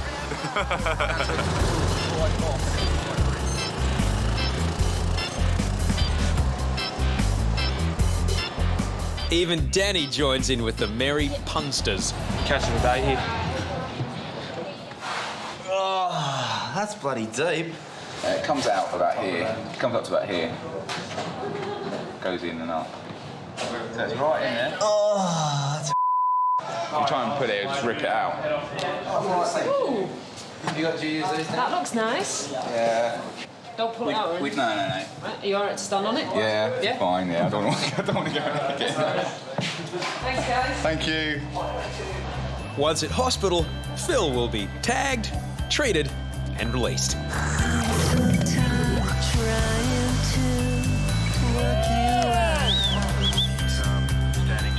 The beach is for everyone to enjoy, but occasionally lifeguards decide some people simply shouldn't be in the water. Hey mate, what are you doing to us? Please don't go back in the water. You're a danger to yourself. I know you've got sand on you, but you know what? You're going to fall over and you're that drunk, you're not going to be able to help yourself. Drinking alcohol is illegal on Bondi, but difficult to enforce. People, they know. We've told them a few times and I don't know what to do. Despite repeated requests, the alcohol-affected friends refuse to stay out of the water. Yeah, g'day mate, it's Dean from the Bondi Lifeguards. We've got a couple of really drunk people down on the beach.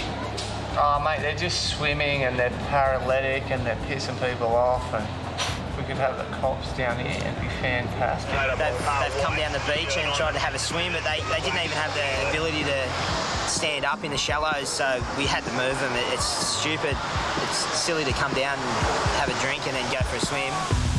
Eventually, Beatty succeeds in moving the swimmers up the beach away from the water, but he's nervous they'll head back into the surf. Girls, if you could do us a favour and not go back in the water for us. I love the water. I know you love the water, that's fine. How are you, buddy? You're over with these guys? Yeah. You know, your friends went in the water and they were pretty useless. And we're a bit... Doesn't know how to work a stereo. We're a bit worried. We're just a bit worried about he's going back in the water, also just the alcohol on the beach. If you wouldn't mind removing that. No, don't worry. All good. Okay. They're quite happy to remove themselves off the beach. That's what they said to me anyway. Assured me they're not going to go back in the water. Yeah, copy, mate. Just as long as they don't go in the water, I'll be happy. Police will soon move them on, leaving lifeguards to turn their attention back to the water. You know, the last thing we want to do is chasing drunk people off the beach, but if they're going in the water, it is a big hazard to themselves and the rest of people that are swimming. You know, we've got to put a whole load of focus on those two and neglecting the rest of the people.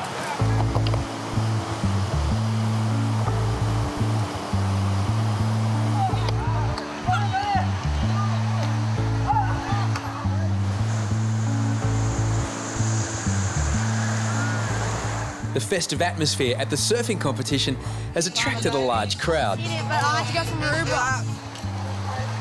A group of young surfers, better known as grommets, have stretched out a roll of builder's plastic to create a giant slide.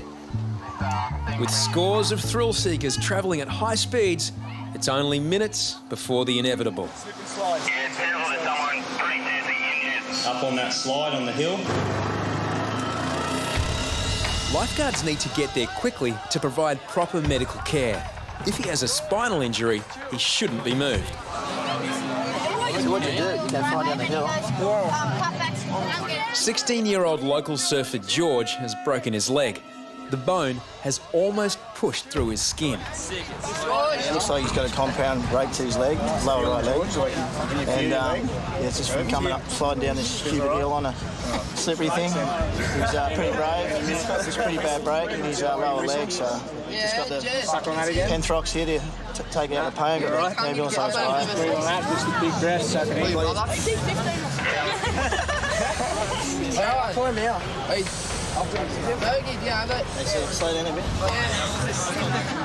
It isn't long before the green whistle does the trick, and pain is the last thing on George's mind.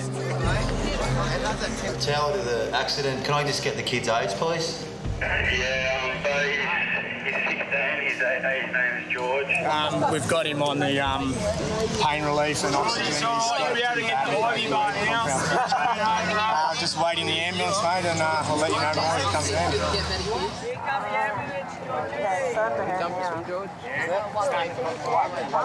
Whereabouts have you got the pain at the moment? Okay, your right leg? No worries. Can you wiggle your toes for me? Beautiful. And relax back. Realising the severity of the break, paramedics decide to give George intravenous morphine. This will sting. It's over in 1 second, okay? Done. We'll take that pain away, okay, before we move your leg. George is spared the pain of moving his leg as the morphine takes hold. Ambulance people, I think you just passed out. That's fine. Yep. That's very nice for him. As the Bondi boys rip in the surf, George heads off to hospital. But he has an important message for the home team.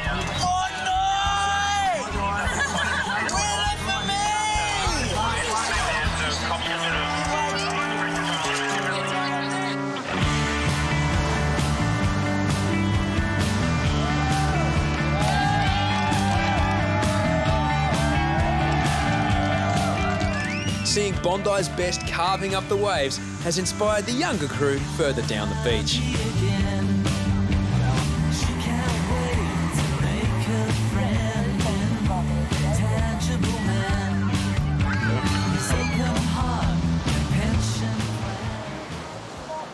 Tom keeps an eye on a young surfer in Backpacker's Rip. But it's a nearby swimmer who catches his attention. The swimmer doesn't realise it, but he's being sucked out to sea in the rip. Oh, he's going. He looks like he's going under, eh? Copy. Tom heads in.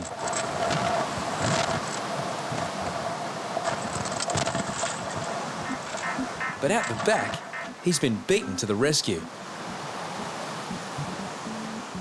He's hanging onto a 5-year-old foaming.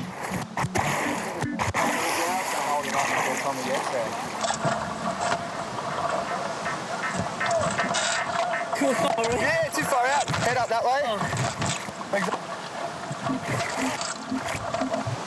Little Leo is only 7, but with his good deed done, he gets back to the fun at hand.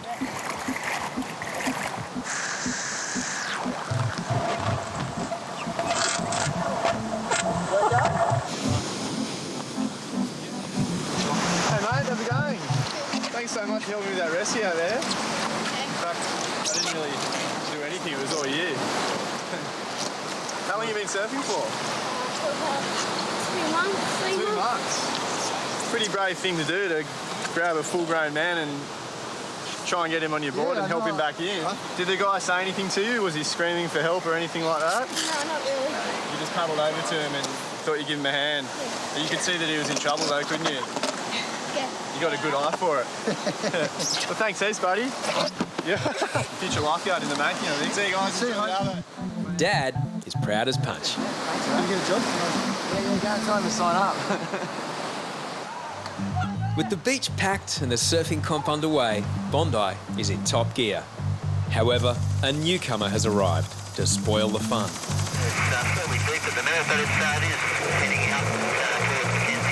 Box, we've got a shark out off the headland, mate. What do you want to do? I'm coming back now with fish, and yeah, we'll hit the alarm, boys.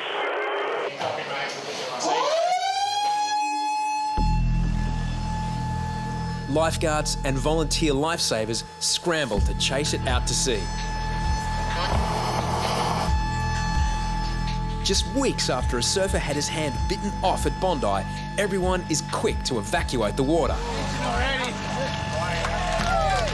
Well, not quite everyone. The shark is in the same corner of the beach the surfer was attacked just weeks before. Mate, just do a run. He's around the boot there, mate. That's where the chopper located it. Thanks, mate. In the surfing contest, competitors continue unperturbed. Those competitors out there, if you can hear me, can come into the beach if you feel unsafe. But my advice is please stay in the water. We're loving the excitement. Jokes aside, event organisers decide to pull the surfers out. We've got 15 minutes left on the clock, so yeah, cool.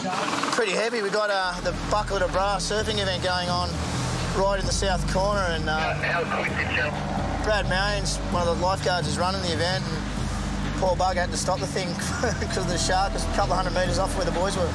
We're just waiting for the lifeguards to give us the all clear, then we'll just put the guys back in the water. Eventually, the shark is herded out of the bay. Yeah, that large fish was last seen eastbound out from Mackenzie. He's gone fairly deep. Lost sight of it now, but it's headed out to sea. They notified us, so you saw probably a good sized 10-foot shark just hanging in the boot there, pretty close to shore, and they did a couple of laps around and then hopefully scared it off. By the sounds, they physically chased it out. They got low and targeted it, and they reckon they chased it out around the point, which is great. Okay, ladies and gentlemen, the area has been cleared. No one's seen the shark. Could be a myth.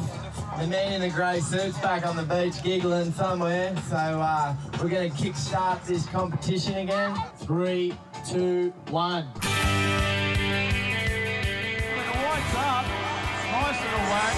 Coming off the bottom, up again, whack. Finals on out there at the moment. It's Bondi against Bronte, so it's a bit of a local derby, a bit of a grudge match. We got probably our 2 best surfers in there now, Caleb Reid and Tommy Whittaker, one of the top 8 surfers in the world is about to go next.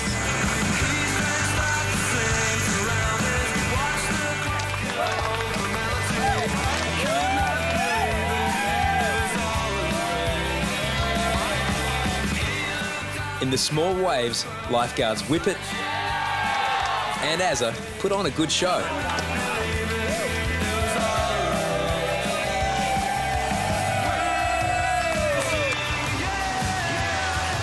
It comes down to the last wave, and Azza tries to make the best out of Bondi mush.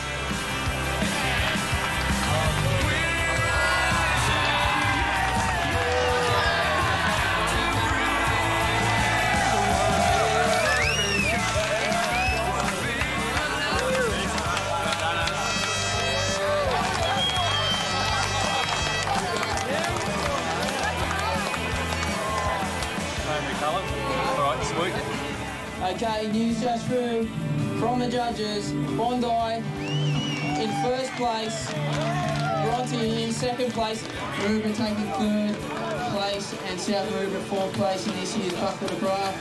Maroubra boys are coming back. Take revenge. Buckle of the Bra next year. Out. Back in the middle of the beach, things aren't so relaxed. Now this fellow here, mate, can you come back to the beach? This fellow here. Not a swimming area, mate. Come back to the beach, please.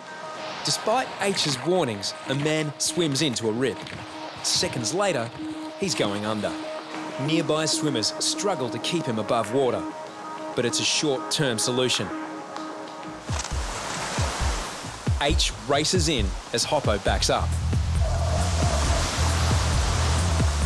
He's bloody out there. Oh my God, he's everywhere. Come on.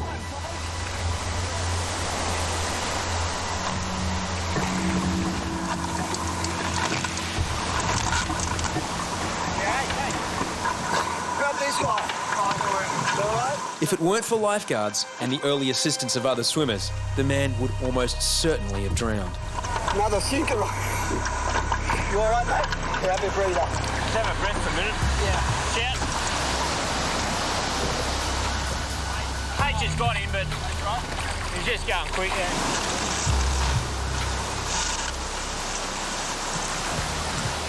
It's a lucky escape for a man who ignored or misunderstood earlier safety warnings. What are congratulating him for, mate? Take him up the flags. Up the flags. Freaking hell. Oh, he would have been gone.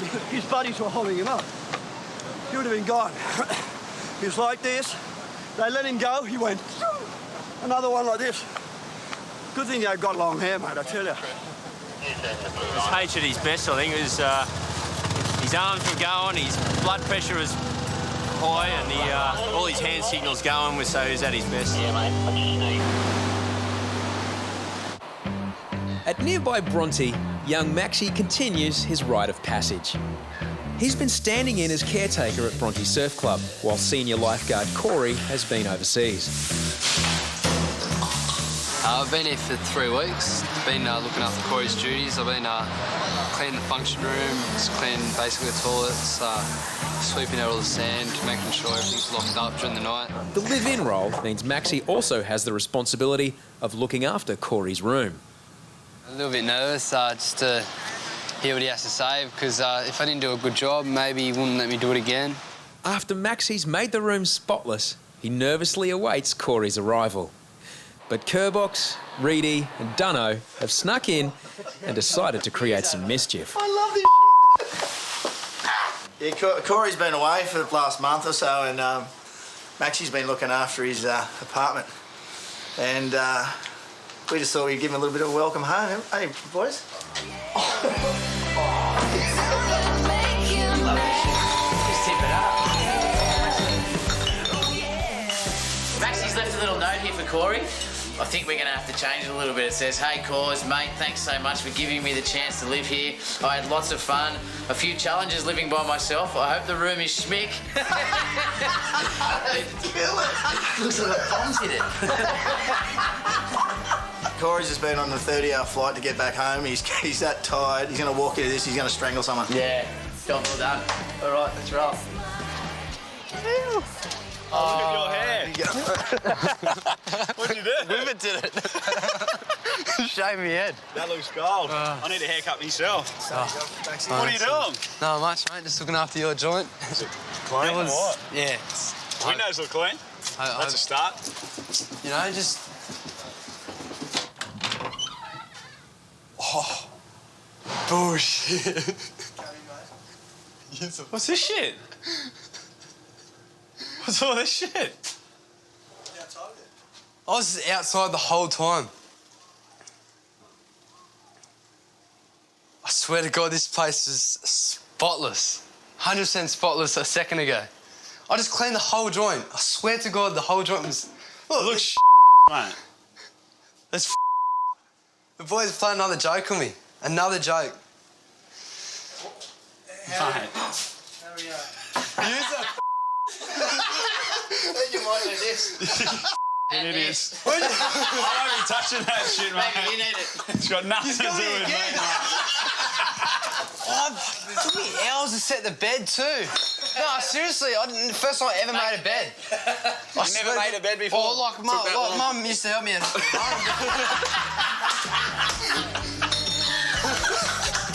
Pumped again. Thanks for looking after the joint. Legend.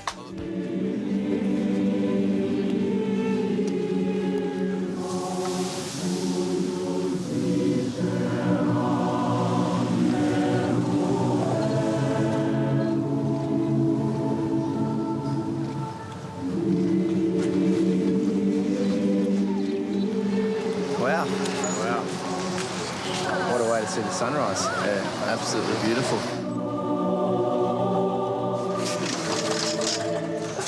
Oh, you're the best, mate. There's a choir in the middle of the beach and everyone's down here. You gotta tell me these things. Why don't you go and have a look? You get a bit of culture into that. No, right. Bondi, where every new day brings a new surprise.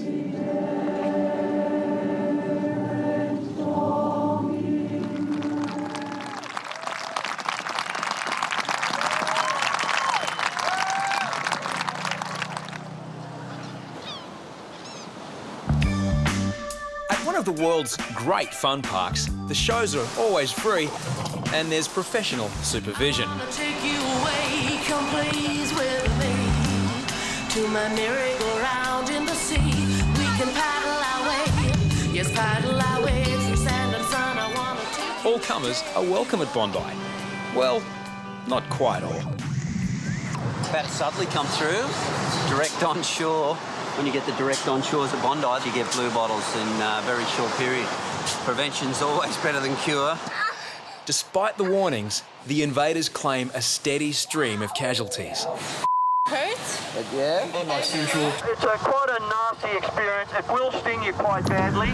Known also as a Portuguese man of war, blue bottle tentacles can stretch up to 10 metres. Take a shot, matey. They inject their toxin into the skin through tiny barbs.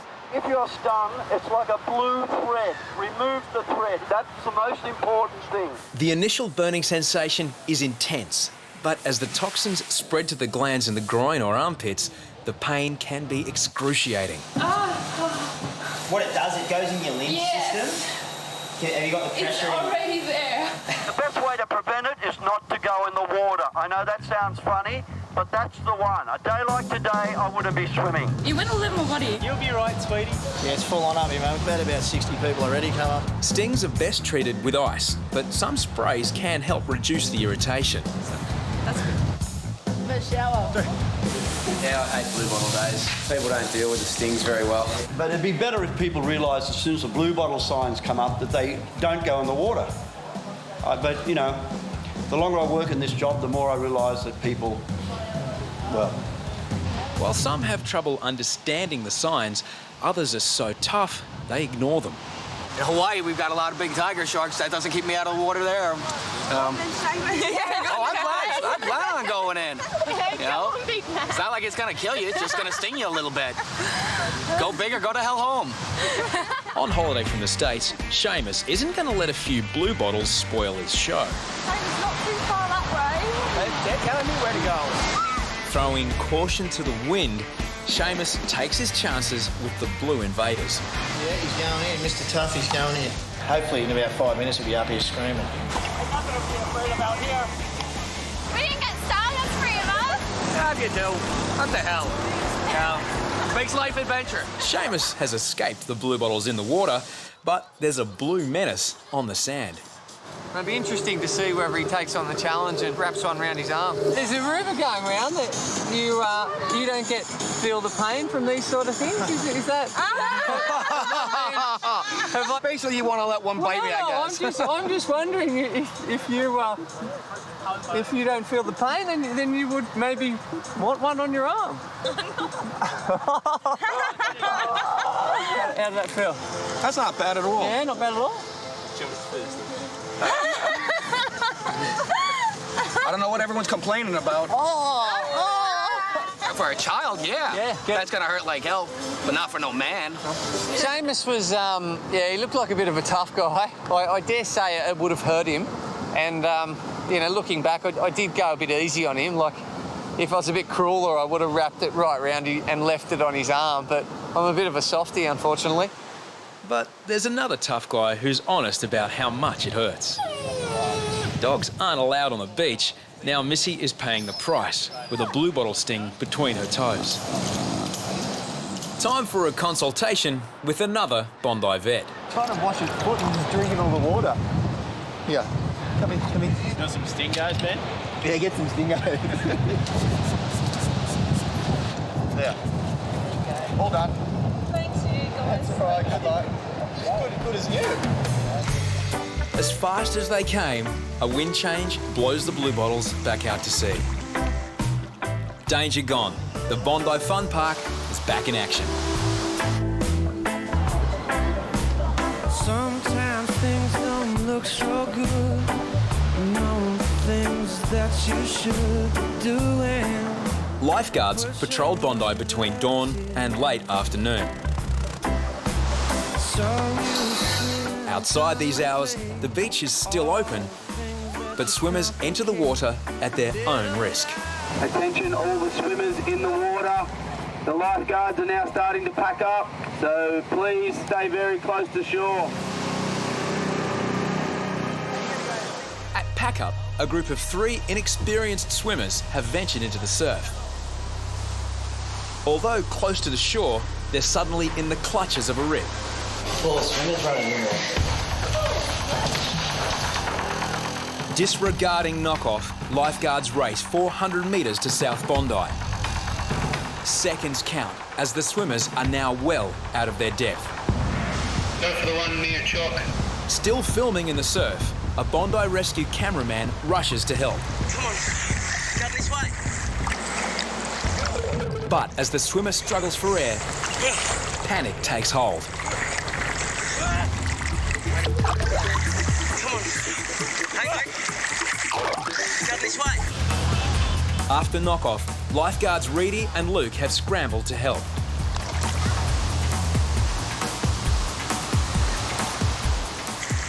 Come this way. But while one swimmer is back on his feet, his 2 friends are still in deep trouble. They were playing on the water's edge and on the edge of the bank and just fell into the rip. You're right now, you're right. It's all right. Come on. Head forward, head forward. On that Luke, he's looking in, looks absolutely mashed.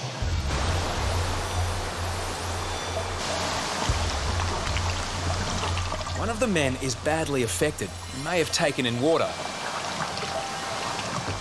He's out of the surf, but not yet out of danger. Matswan had come to Bondi for a late swim with his friends. I just want them to sit him down and wait, because he's staggering. Luke soon realises what helped contribute to the emergency. You haven't been drinking? Smelled like some alcohol. Only I did. Yeah, you did. Yeah, that's it, Shouldn't swim when you've been drinking like that. Very dangerous, as you can see, you know. If Matt Swan has taken water into his lungs, the complications could be dire. Swallow some water there, or?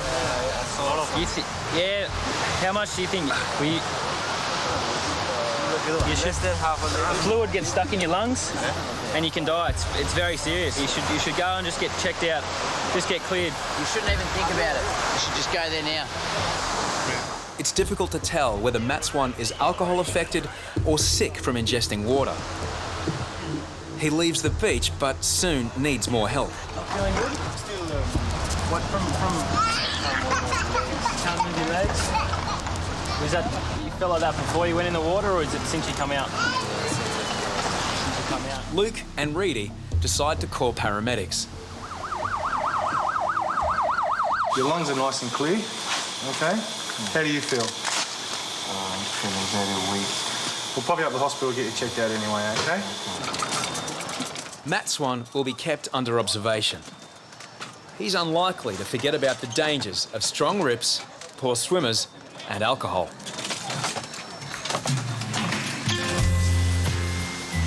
As the days get shorter, the crowds get smaller. Now lifeguards begin to wind down.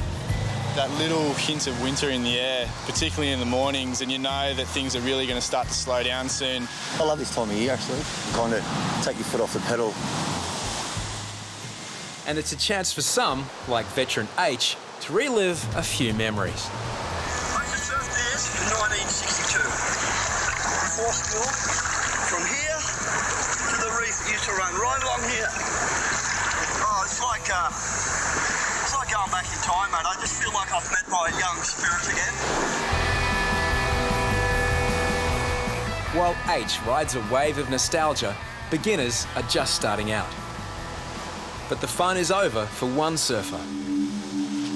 A stray surfboard washes ashore, but the owner is nowhere to be seen. So we're trying to determine whose board it is and where they are.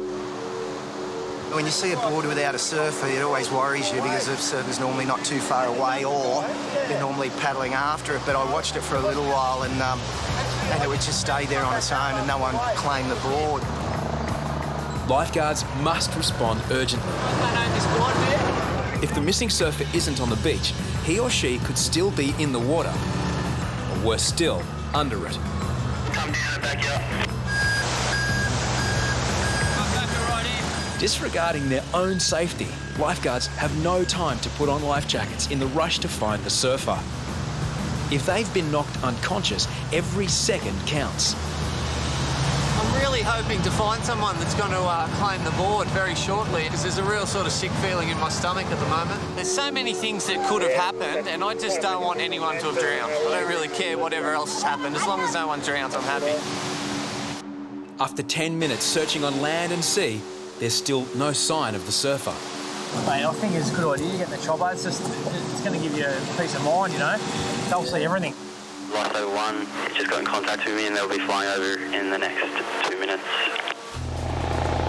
The Westpac rescue chopper arrives, given the grisly task of spotting anyone under the water. It's happened in previous years where guys may paddle out and take their own life for one reason or another, and that was in the back of my head. Finally, they give the all clear. Chopper did a really good search. They were really happy that there's no bodies within 300 or 400 metres. They checked the rocks. They can clearly see the bottom. So they're really happy that there's no body out there, which makes me really happy as well. We're going to report to the police. You know, all the authorities know about it, so we're just keeping a bit of an eye out. Nice nick, hey? Surf line Hawaii. Beauty. This is a Aipa. It's from Hawaii. He's a real great shaper. Still shaping today. It's freshly waxed though. That's today. Weirdo. Until the owner collects the prized board, there's really only one sensible thing to do.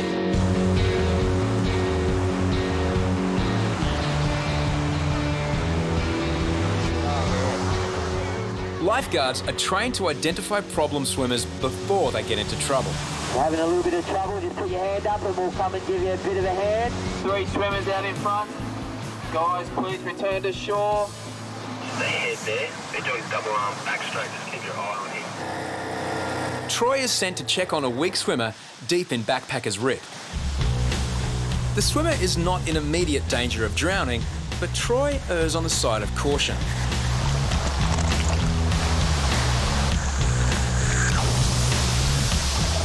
Try to finish yourself? How far in is it? You can go back that way, or you can... That way? You a bit tired? A little bit, but I'm good. Sure? Yeah. But after initially declining a ride back to shore, it's soon clear the tiring swimmer is no match for the strong Rip. Going on one? Yeah, sure. Yeah. Set on, like a surfboard. There you go. Troy must time his return to the beach with care. As a large wave looms, he only has seconds to react. The swimmer is about to get the ride of his life.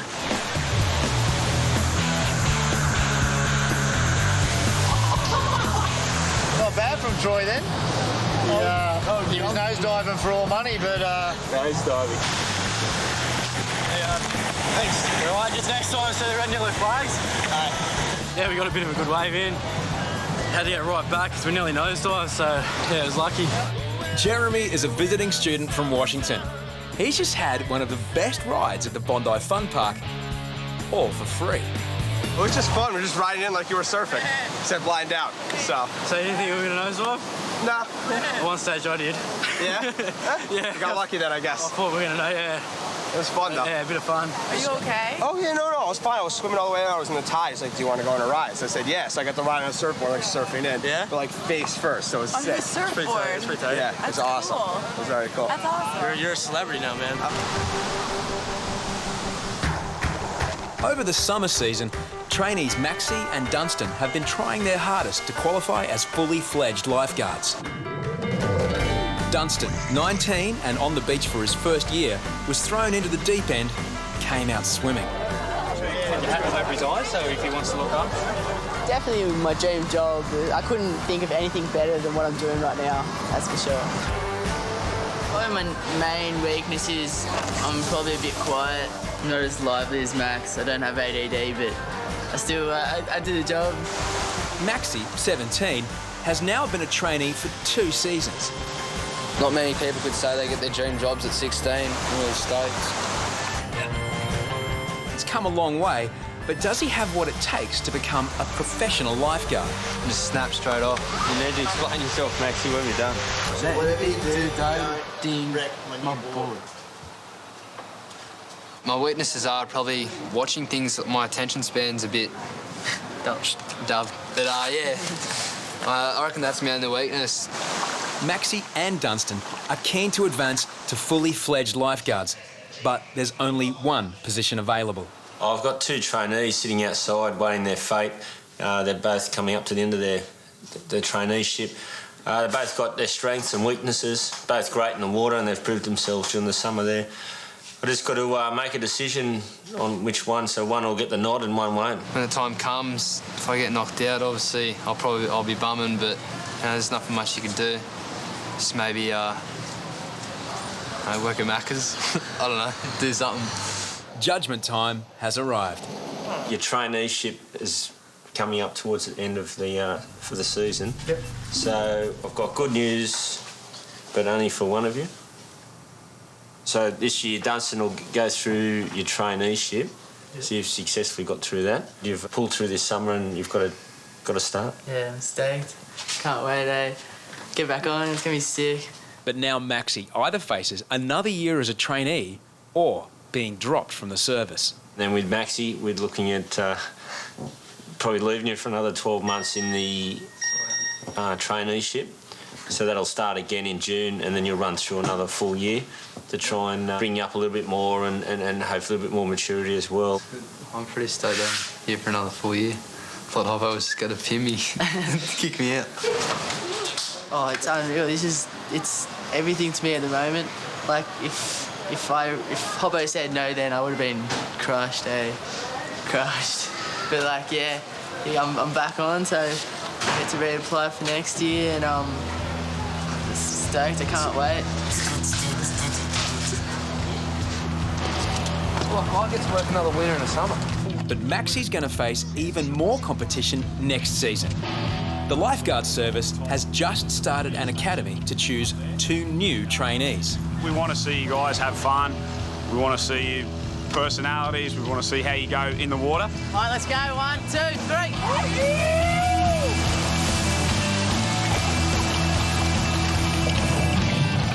9 young hopefuls are spending a week on Bondi proving they've got what it takes to become a lifeguard.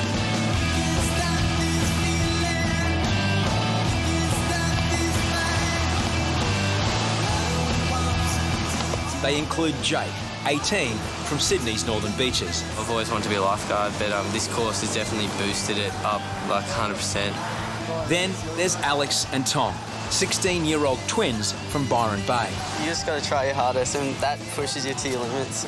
Having the brother in front, and then when you beat past them, they sort of pull back, and then you're there, pull back. Gives them more of a reason to try your best and smash it. And perhaps there'll be a girl on the team, 16-year-old Kelsey from nearby Maroubra. Oh, it'd mean a lot. I've wanted it for a while now, thinking about it for a while, so getting the job would be amazing. It's a good opportunity for kids to come and see how we work with the lifeguards as a group, see if that's the right career path they want to choose. And, you know, Dunstan and Maxi worked out fantastic for us, and Dunstan's almost out of his time now, so we're looking for someone to fill his shoes. I think this group, we're going to get someone good. The future is in good hands as the season winds down.